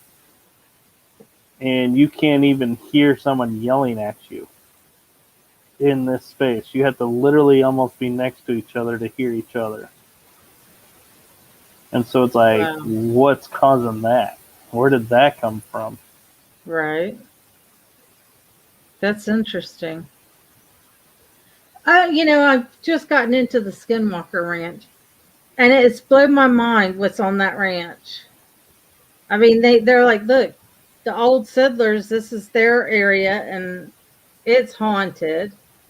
But Well, it blew my mind. The indigenous people were there, and they were like, this is sacred land. Well, I found it interesting because it was, I guess, the ranch manager started digging, and that's a no-no. Yep. And part of his head, his scalp separated from his skull. And you're in the early part. Yes, yes. I've told you, I'm just now getting into all this.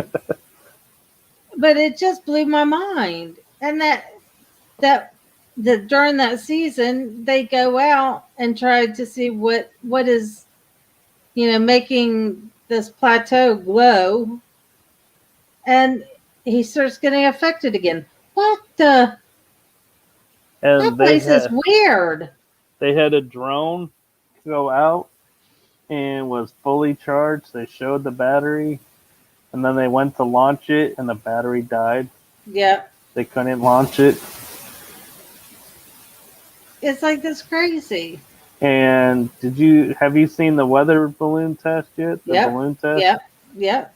To where they were picking up not stuff from the ground, but from space. Yep. I mean, it was so... I was like, okay, this is just bizarre. Yeah, it's like... It like they said, it almost is like a dome over it. Yeah.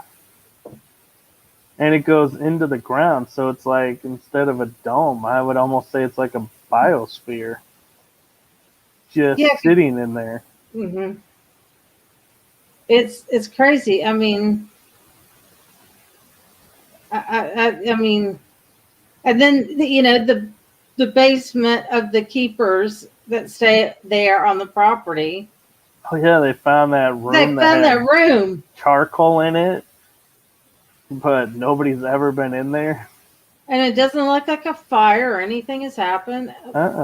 What the heck is this? Yet the people hear knocking and tappings all through the night. I'm like, what? I mean, the place I'm is just.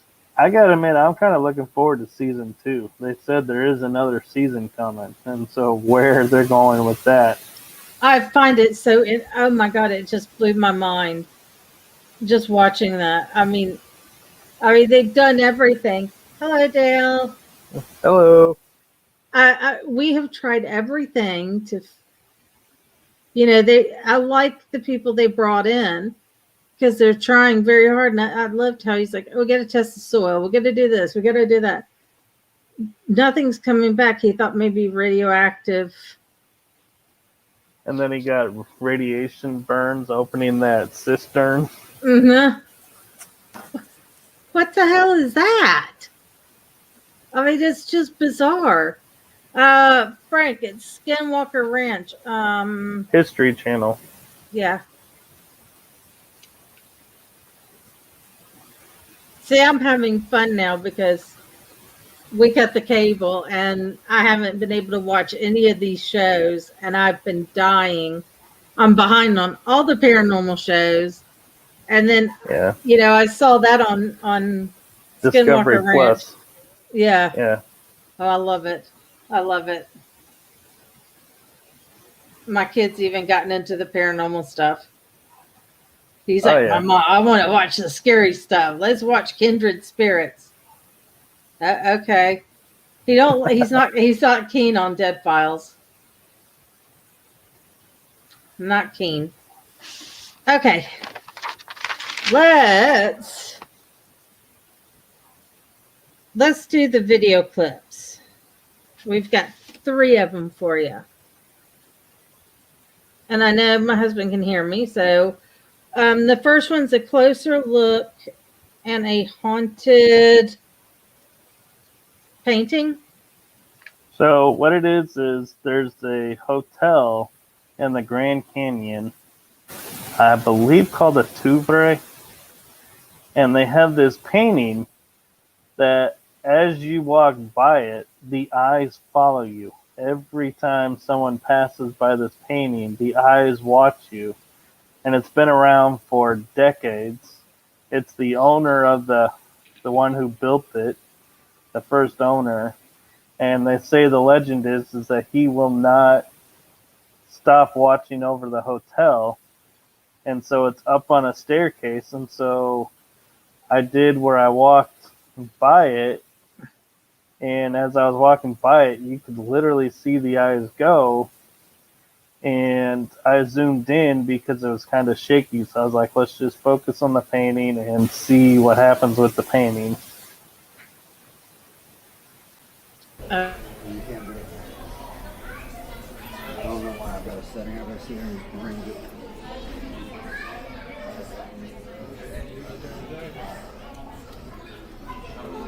As you can see, the eyes follow you, always watching. It's a little hard to Right. tell in there, but yeah, it's like I was moving left to right. That's why the camera was a little shaky, trying to dodge people. And literally every time I looked, it was like the painting was looking right at me. It didn't matter what angle. no. Ugh. Okay, the next one is Billy the Kid's Grave. Okay, so I was on a road trip in New Mexico, leaving Roswell, and we passed this Air Force installation that was really odd, but that's a story for another time. And my friend and I from Europe went to go see Billy the Kid's grave in Fort Sumner, where he's said to be buried. And the legend was that Billy the Kid would never let go of his money.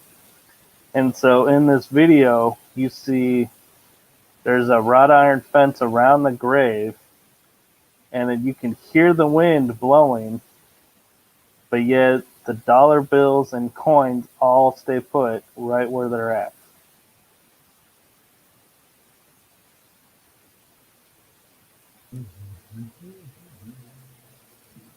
We hear you thinking.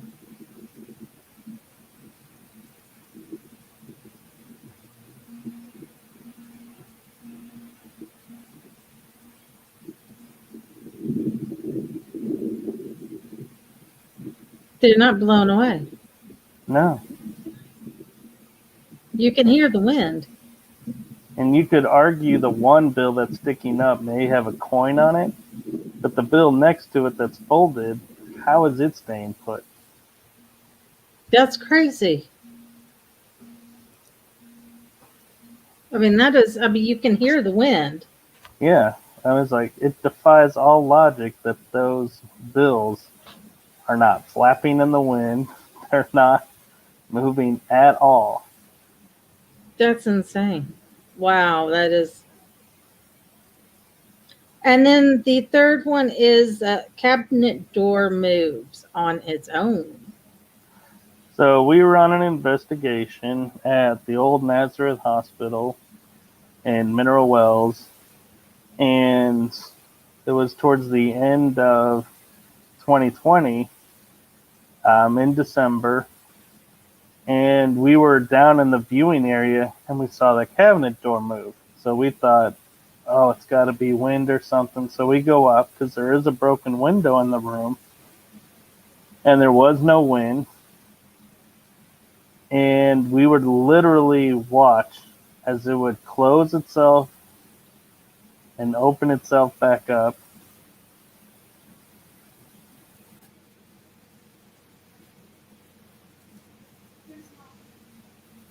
There was no wind when it started to close.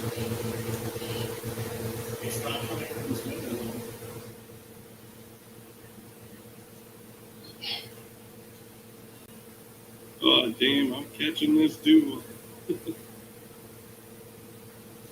Unfortunately, not on live. This is video.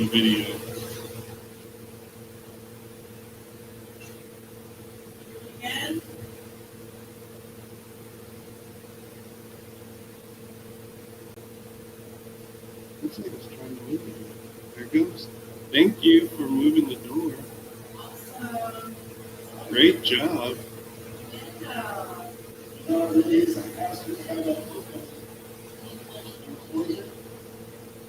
did you hear it creak? That means there's going to be some force.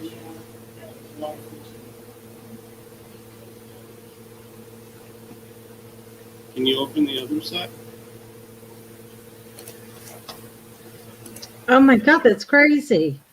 Yeah, and the wild thing was, it's like you could say, well, maybe there was a gust we didn't feel, and because it was propped open, it opened. But on the other side of the column was another door that was propped open, and it never moved the whole night. That was the only door, and beneath it, if you were to go back and look at our prior interview with 30 South, you see that's where the bang, that was all in a sequence. We were up there watching this move, and then we had the door slam, and we were hearing, like, we heard my name in digital form, and we're watching as pages are starting to curl up and back down, the door swinging different, like it either decided to close itself and then reopen, or it closed a little bit, reopen. It was just completely random, and it was like, that's why it's like you hear me going, hot damn, I'm actually catching this, because it's like, I can't believe I'm seeing this, and that's catching it too. That's bizarre. And Frank said, even with a coin, the corner still should flap a bit. Exactly. I mean, that's just crazy. That blew my mind. And the door. Hello. I always said hello to Dale. So before we go to next questions, anybody's willing to ask any questions, don't mind, just pop them in there and we'll throw them on the screen. So feel free to ask questions anytime you want. So have you? Okay, hang on. I was having a rough time, I thought we were starting to play that drinking game again. right? Take a drink if you have. So you have a history major. Okay, so I have a drafting degree and a self-made history degree. And the story behind that was when I was getting my associate's degree in drafting, I took a humanities course and loved humanities. I was like, this is so cool how it's the history behind the history is how we were describing it. Mhm. And I was like, that's what I want to study. And so I made friends with the professor and I asked her where to go to school for it. She goes, University of North Texas. So I applied to the University of North Texas, got in, taking her word for it. Mind you, I should have done my homework, but come to find out, there is no humanities program. Oh, So I decided, well, I'll do history as education. Well, I couldn't get into the education program, even though I met the requirements. They said I didn't. So I decided just to get a history degree. Well, I took philosophy courses, history courses as electives. And when I went to graduate, my graduate advisor goes, wow, you have enough credits to graduate with a Bachelor of Arts or and a Bachelor of Science degree. I could have had both. He goes, you need to pick one. And I looked at him straight in the face and I go, well, I don't want to tell people I BS'd in history, so I'll take the BA. And so I Right. graduated with a Bachelor of Arts in history, so I wouldn't sound like I BS'd history. right. Well, having this, do you believe it has helped you in the paranormal world? I think it has because it taught me to look at things from a different perspective. Like if somebody sends me a paranormal thing that's Wikipedia, I kind of look at it and I'm like, yeah, that's cool. But I learned in college Wikipedia, anybody can type anything they want. It's not a credited source. And so I was like, unfortunately, with the paranormal, I was like, hey, if you're using Wikipedia to look for your locations, good luck with that. Right. And so I kind of have a skeptic eye of that. And it also gave me the desire to want to prove what I saw. Like if I saw something, it's like I wanted to stay there until I could answer what it was, if I felt I could. And I recently went back to the Hood County Jail, and when I was in with the gentleman that helps caretake the place as a volunteer, I think they're volunteers, but he was starting to explain to Josh and Marianne from Tippa TV stuff that was going on there, and he said, yeah, it was like a year ago, there was this paranormal investigator here that, and I go, had the rocking chair that we tried to prove, but we couldn't disprove all of it. He goes, yeah. I go, that was me. And he's like, I knew I recognized you. But what it was is we were looking at these mannequins in a corner, and we stepped back, and I looked down, and this girl's little doll rocking chair was rocking. And I go, look, it's rocking. And it stopped, completely stopped. Now, we were able to bump it to get the motion going that would match it. But every time we would say, hey, look, it stopped. Or, hey, look, it's rocking. It would just keep rocking. Wow. That's crazy. And, of course, I didn't have my... this was before I was videoing, so, of Right. course, I'm not. It always works that way. Yep. Always. It's like they know.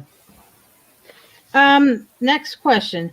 Have you ever brought something home with you from an investigation? Okay, my personal opinion, no, I haven't, because I use Organite, Shungite, Sage, a whole host of things to keep myself protected from it. But every once in a while, I'll be home from an investigation, and the next day or two, my parents will be like, "Hey, I think you brought something home. We need to clean the house." And so I'll be like, "All right, I don't think I did, but okay." And so I'll sage the house, or we'll diffuse sage or some other stuff like Palo Santo. Mm-hmm. But I like the Palo Santo. Oh, I love that.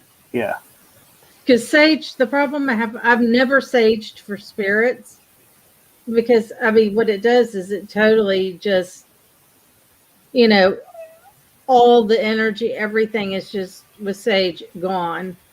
And the Palo Santo is supposed to bring warm, happy feelings, positive feelings. And I use that a lot. it's true that sage will wipe the energy, but you can also set intention to where Mm-hmm. Oh, you have to. only, If you're gonna cleanse, you have to.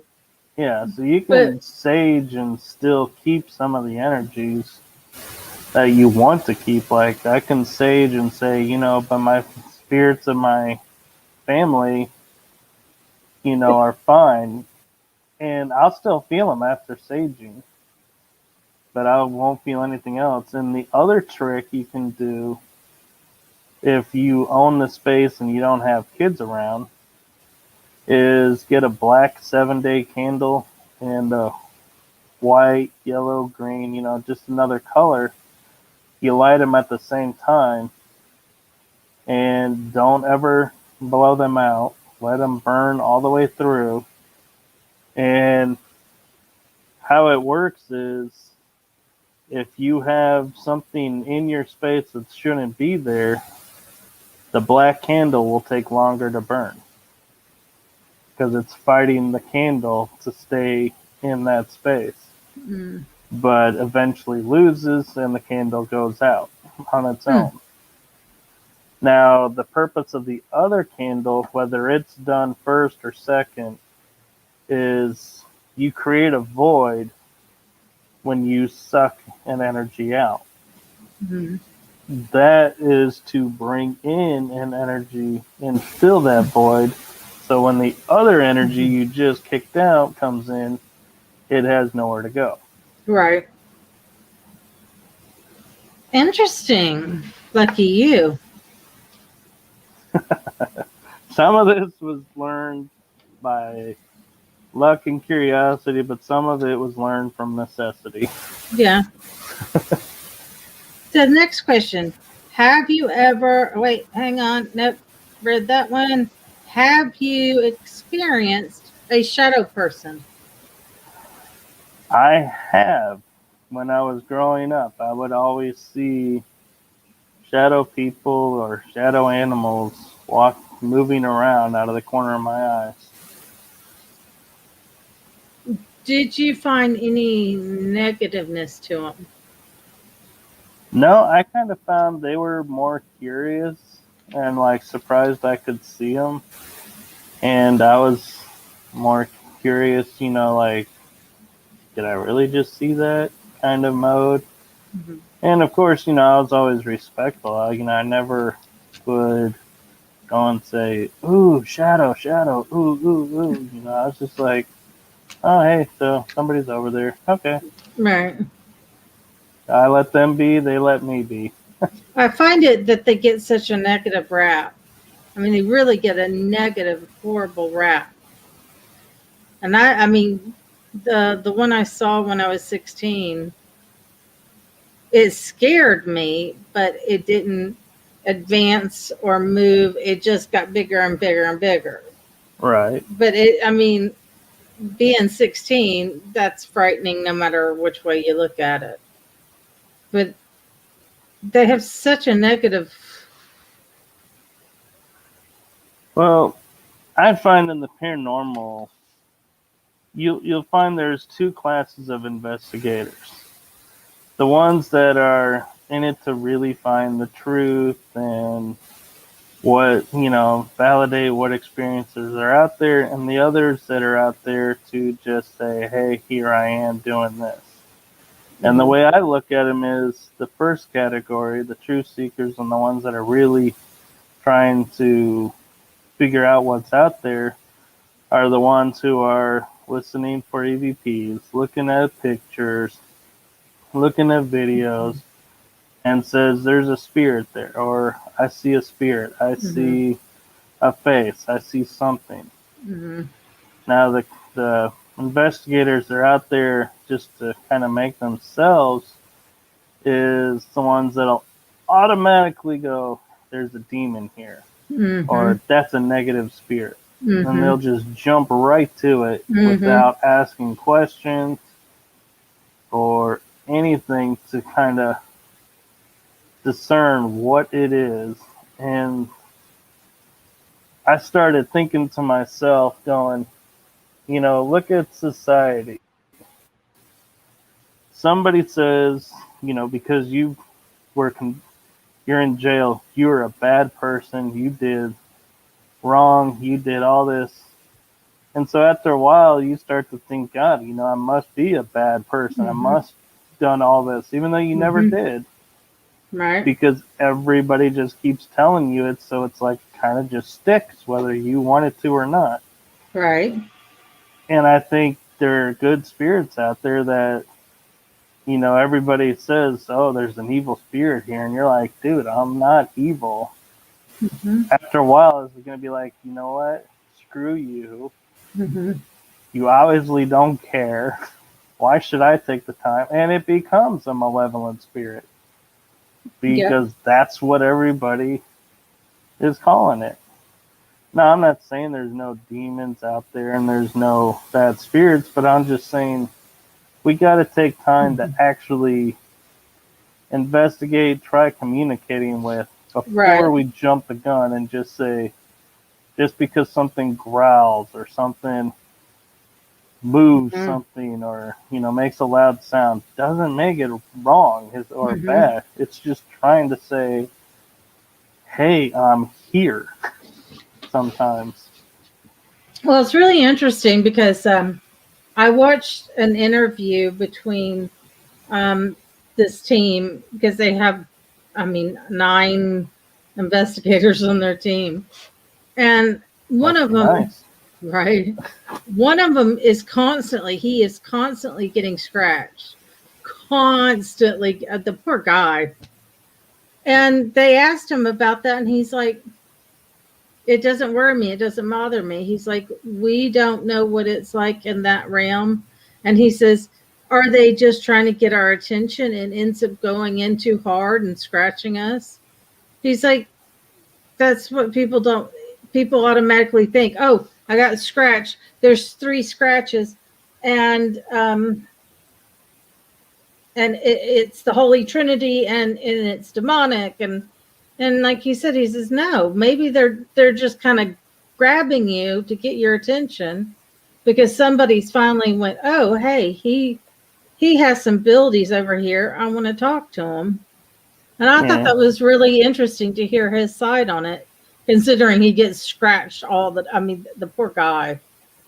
Well, one of the things that I don't like when I'm investigating is somebody on the team will sit there and go, hey, I want to be scratched. You can use the energy of anyone on this team. And I'm like, wait a minute. No. I'm like, you do not have permission to use my energy. And furthermore, nobody has permission to offer up anybody else's energy for anything. And I don't think people realize when they say that and it comes out that they're like, oh, maybe so-and-so over here doesn't want to be scratched and doesn't want, this thing around them. I don't think people realize that. Well, and the other thing too is people don't realize is when you offer up your energy, that's where attachments come from. Because just because you've taken your energy back doesn't mean whatever attached to your energy to use it let go. Mm-hmm. And so that's one of my big no-nos is whenever I'm investigating and somebody makes that statement, you can use anyone's energy. I'm like, No, not no, mine. no, no, no. Mm-mm. Mm-mm. And when you were saying that about that teammate, you know, what I pictured in my head was think about when you grab someone's arm, you know, just to say, hey, if that person yanks their arm away, what happens? They get scratched. Mm-hmm.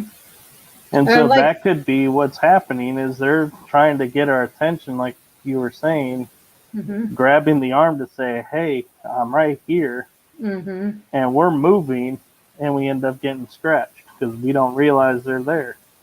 Yeah. Like Frank said, how would ghosties know they're hurting you? Maybe they're trying their hardest to make contact. Yep. Yeah.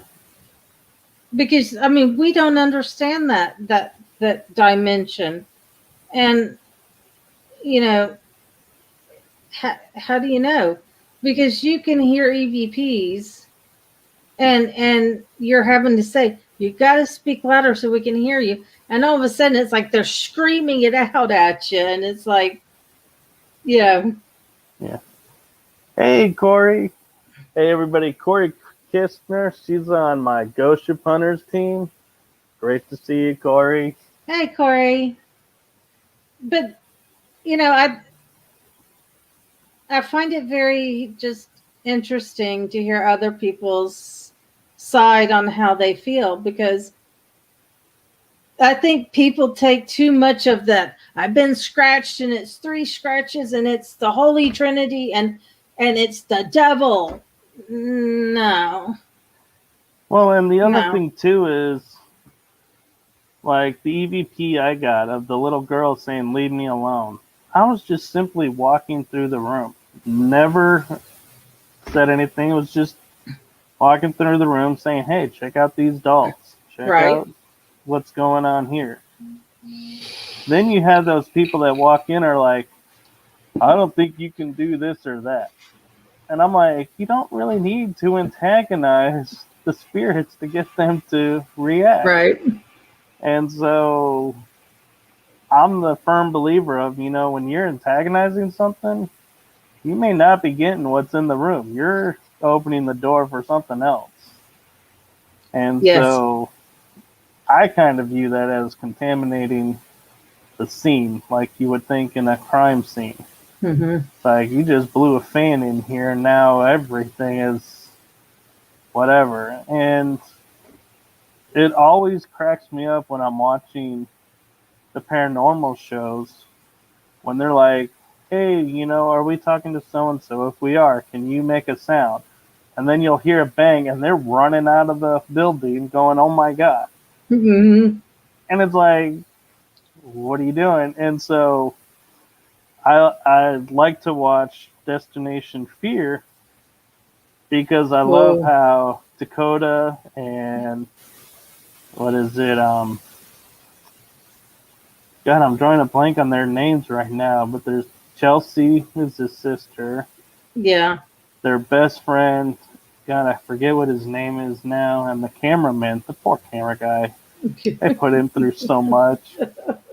But they went to an investigation and said, can you make a sound to let us know you're here? And when there was a sound made, ran out, and then they came back in and we said, we're sorry we ran out on you. You just really startled us. Yeah. We apologize. Would you like to communicate, you know, now that we know you're really here? And I have to commend them for doing that because that's true. You literally just asked them to do something, and when they did it, ran out on them. Mm-hmm.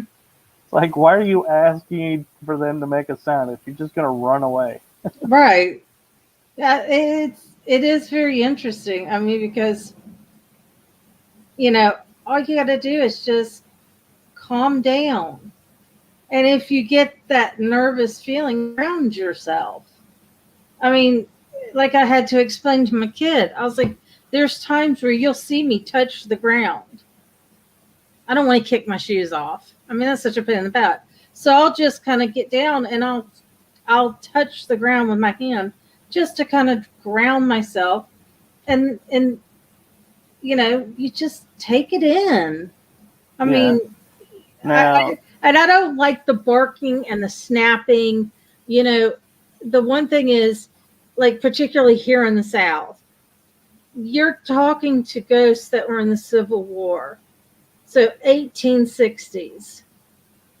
You don't go in and start saying, is anybody in here? Or yell. No, you have to be polite. You have to say thank you. You have to say yes, sir. No, ma'am. You know, you have to use all that.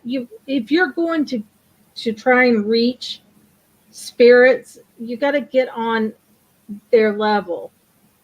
And if you don't know, then you do your research and find out. But to go into these guys that have fought and died in a war and go, bang something for me.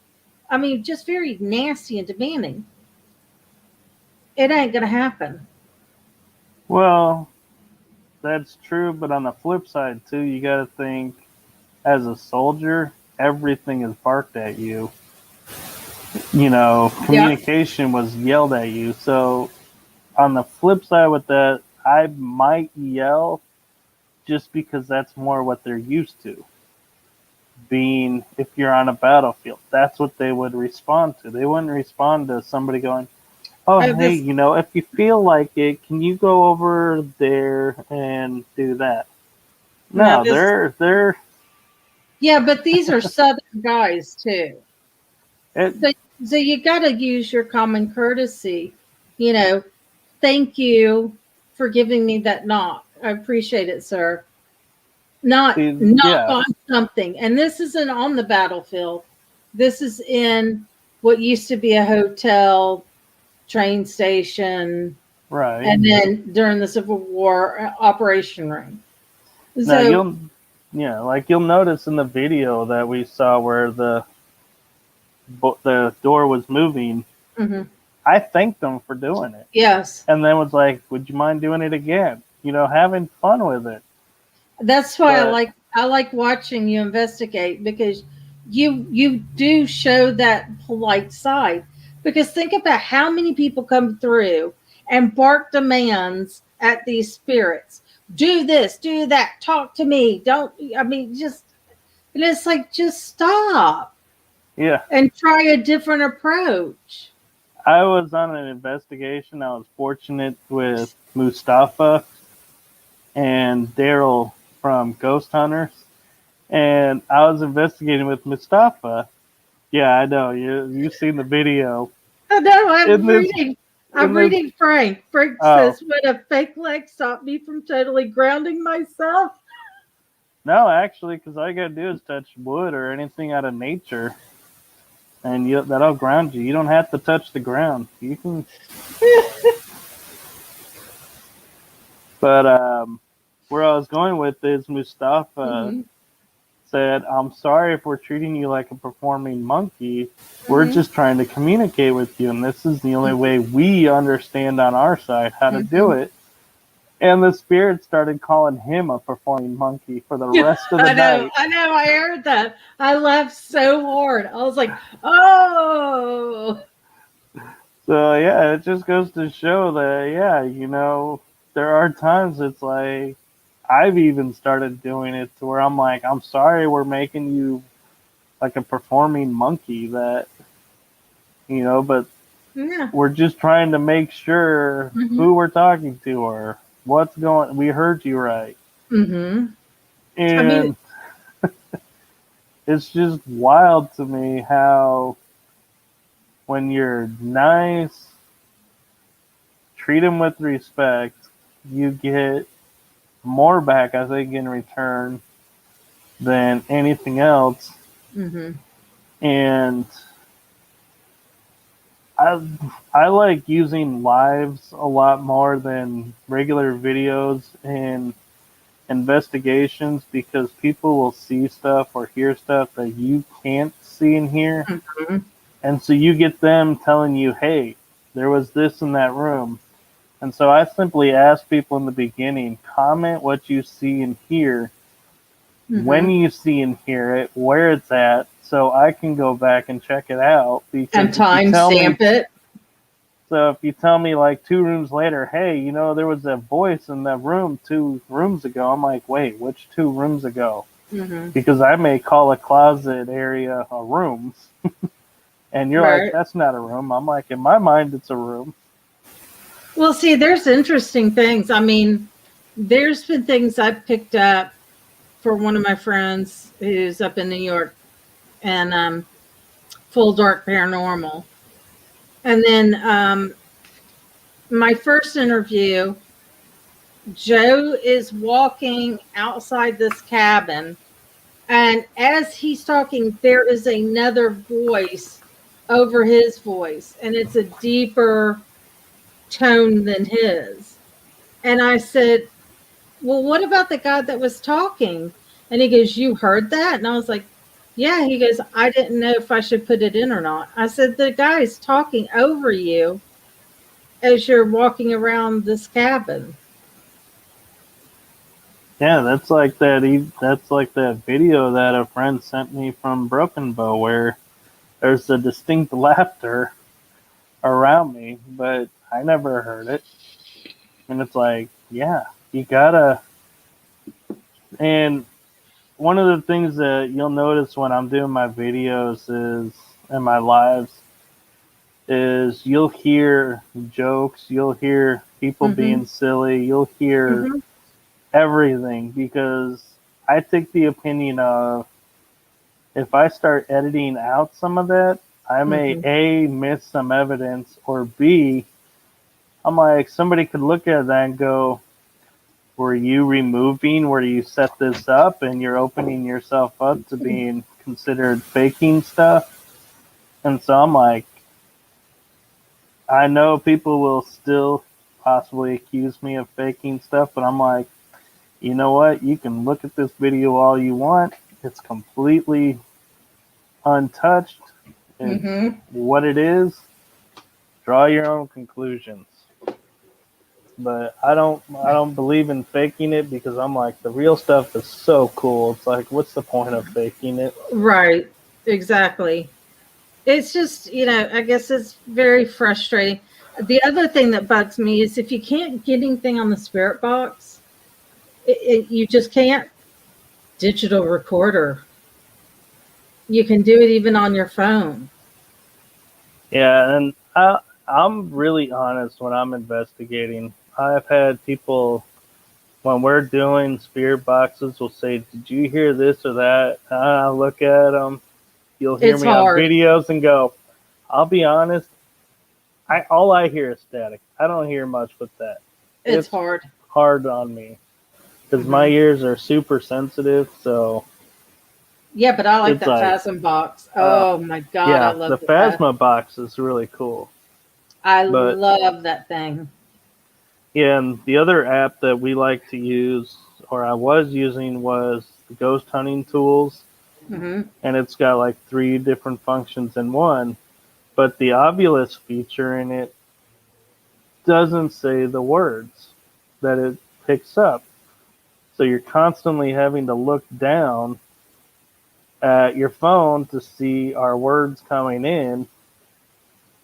And I think, well, in that case, I'm missing whatever's happening around me because I need to see what words coming. And so I was so thrilled when I got my Ovilus because I was like, I hear the word come out. And so, Mhm. and sometimes it'll come out so fast I can't make out what it says, and I got to go back and look at the log. But it's like, The wow. Phasm box. It's a There's computer, it's on a Windows 10, it's on a Yeah. computer. And it is a program that's based on the Spirit Box, but it took the static of the spirit box out. And you could adjust. I think you can adjust the echo in it, Right. And which I don't like that much echo in it. It drives me nuts. I think they're based out of Europe because they got a Latin option. You can turn Latin on or off. That I've seen somebody use that firsthand, and I was like, that blows my mind. I said I would take that over the Necrophonics. Yeah. I'm not going to say it doesn't work 100%. I'm not going to say that, but it is just a 500 word bank. 500. Now there's a dude that's working on Ed's going to have to tell me because Ed found it. He is working on a spirit box, and this thing is. Does it have lights on it and it's like a square rectangle? Ed, because he read it. I was like, ooh. What was the spirit box this guy's working on? Hello. Yeah, hello all. Yeah. No, he's working. It has the parameter in it. It's got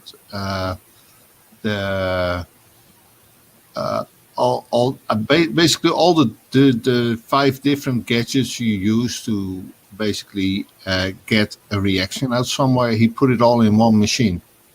Oh, cool. Yeah, but what about this? Because he was doing something special about the spirit box. I'll have to. Something break my about mind that, on something about that it was going to make complete sentences. Oh, he's going to go look now. Yeah, But I'm gonna. I have a Facebook friend that's building a spirit box, and I was thinking maybe that was it, that it's going to light up in the area where the voice is coming from, so you know where the spirit's at to communicate with it, and it's not going to have all the static in it. And because that's the other thing I think that's really hard on investigators is when you have a voice talking to you, you don't know where to look. And right.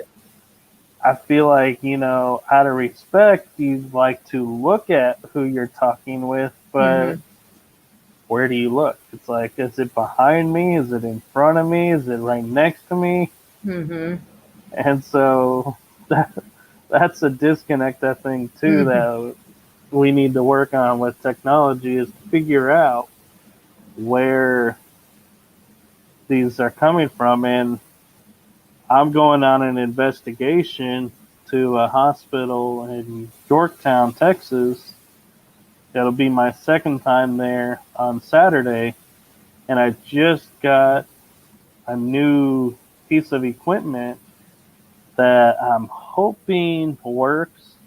I tested it out and it was working, because when I tried it in a couple of videos before, I didn't have the tripod and it would just constantly go off because it was on the ground, and I read you had to be on the tripod. And I was like, I tried it on a floor, still would react the same. And I finally bought a little adjustable tripod you can put it on. And when I turned it on, all of a sudden there was blue lights going around like chasing each other. And I was like, oh my God, it actually is working. It's doing the motion sensing. And I put my hand up to it because you can set how far out you wanted it to watch. And it would automatically stop the blue lights and turn red in the direction that it saw something move. So I'm excited to see. It's from Ghost Stop, and it's a 360 motion puck. So I'm looking forward to giving it a good testing on at Yorktown Memorial Hospital on Saturday. Awesome. That is so awesome. I can't wait to see how it turns out. Yeah. The unfortunate thing is I may leave it in an area, and if it goes off, go back to it. And so I'll try and stay close by it as I can and set it up where I'm at. So if it does go off, I'm not like down the hall, and by the time I get Mhm. there, it stops going off, and I'm like, well, I know it was going off, but I don't know where now. Right. That is so awesome. Because we are now getting to it's 10:40 now.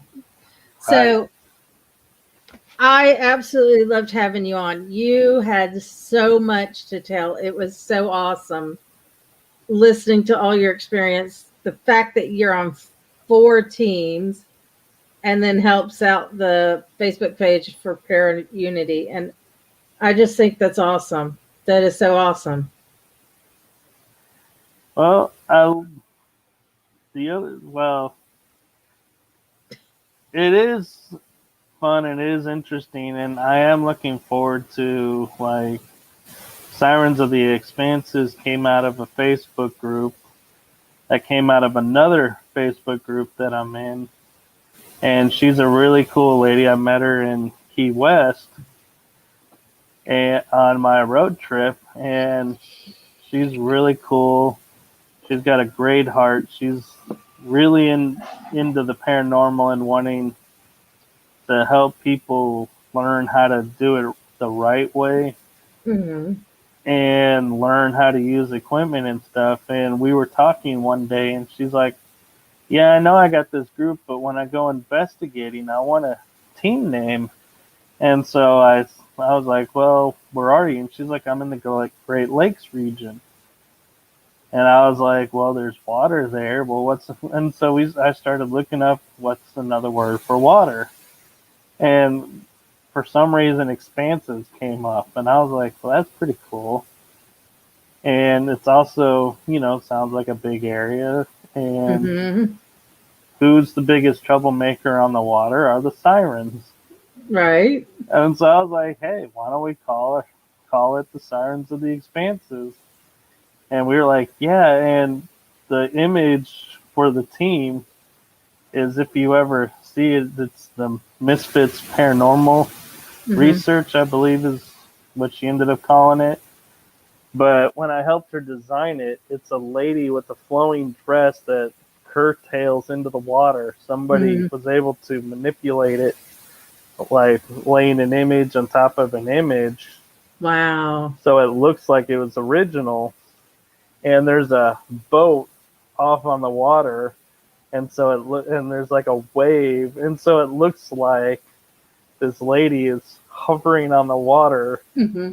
looking at the boat. And we were like, this is such a cool image. And I was like, yeah, we gotta. And so yeah, I help her out when I can, and she allows me to share my adventures there when I have videos to share or other stuff. And same with the Ghost Ship Hunters group. And I've done scouting with them, going to check out places. And Potter Paranormal was a team I recently was introduced to. It was run by Ken and Eileen Potter. And Ken, unfortunately, is the one that passed away in February at a location. And what his Oh. dream was to run like a paranormal school, like an academy, Yeah. to where you can come in, we show you how the equipment works, we show you how you can use it, how each piece of equipment works with another piece of equipment to validate this, and this. Hmm. And it was so cool. And he fascinated with me with it and pulled me aside and asked me if I wanted to do it. And this was my first time with them that night. And the cool thing about Ken was I walked up to him and I said, I know you want me to use this piece of equipment. I've never used it before. I studied on it. I remember this about it, but everything else is a complete blank. I'm so nervous. I don't want to make this look. And he goes, You got an earpiece in your ear attached to a radio. Just a radio call away. Don't worry about it. You got a question, just radio me. And I was like, that just put me so at ease. And I was like, yeah, let's go do this. And I was with his wife investigating when we got the call about everything. And it was just like, I felt so welcomed and was like so much fun seeing people going, oh, wow, you know, that's what this is reading. This is what. Mhm. And so it's like seeing everything that you see on TV happening right in front of you. Mhm. Like we're standing in a room that has no electricity in the building, Mhm. but yet a K2 that picks up electromagnetics is going into the orange when you ask it a question. Right. How do you explain that when there's nothing around to, you know, make it go off, and there's no nobody's on the radio. The cell phones, we found out, would have to be virtually on top of it to register on the K2. Mhm. And so it's like just watching it, and even me, I'm sitting there going, wow, this is really cool. Mhm. And so Definitely. hoping to start that up again soon. So that's how I'm able to do so many teams, is each team is different. Right. And some are in person, some are every time, and some are just when get together with someone, it's like, oh, hey, yeah. You're right. That's awesome, though. That's very awesome. Yeah. Well, I want to say thank you so much for coming. I had so much fun, especially talking about a subject I've never talked about. It's been it was a little nerve-wracking for me at first, but I just thank you, because, I mean, what can I say? I mean, you have been truly wonderful. You are packed full of knowledge, and I am just so appreciative you came. Ah, he's doing something weird. What's going on? Oh God. Oh, cell phone. Oh my gosh. So thank you so much for Oh. being here. Well, thank you for allowing me to be here, and thank you for being open. And I love the conversations that we've had offline that have kind of Yep. led to topics that were discussed tonight, because not normally something like you're saying that's normally discussed. So it Right. was pretty cool to Mm-hmm. be able to cover all the different aspects of the paranormal that I've had experiences with. And I hope I tried not to go back to the prior interview as much as I could to explain things and try to keep everything. No, you did good. You did really good. I mean, because I tried to change it up a little bit too. So you did wonderful. Thank you so much. Well, thank you for having me, and I look forward to coming back. Definitely. Thank you so much, guys, for being here. It means so much to me. And I was very excited to do him. Oh my God. Interview him. Sorry. He is just so packed full of knowledge, and it's just, it was fun, especially talking about a subject that I wasn't used to. I was actually nervous. Next Thursday, I have one hell of an interview. And I'm telling you right now, you guys are going to go crazy.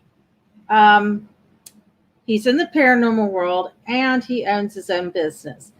So I'm not going to share too much just yet. I got to kind of lead you in a little bit. But I'm telling you, this dude's awesome. And I think you guys are going to love it, because not only am I excited to interview him, but you guys get to benefit from this interview. And that's all I'm going to say, because I'm going to end up spilling the beans. So thank you so much. Next Thursday, I'm telling you, you better come out in droves, because this, especially people that are investigating, you need to watch it. You have to. Thank you, Selena. Thank you, Frank. You're so kind. I love you. And everybody else, thank you so, so much. Have a wonderful night and a wonderful rest of your week.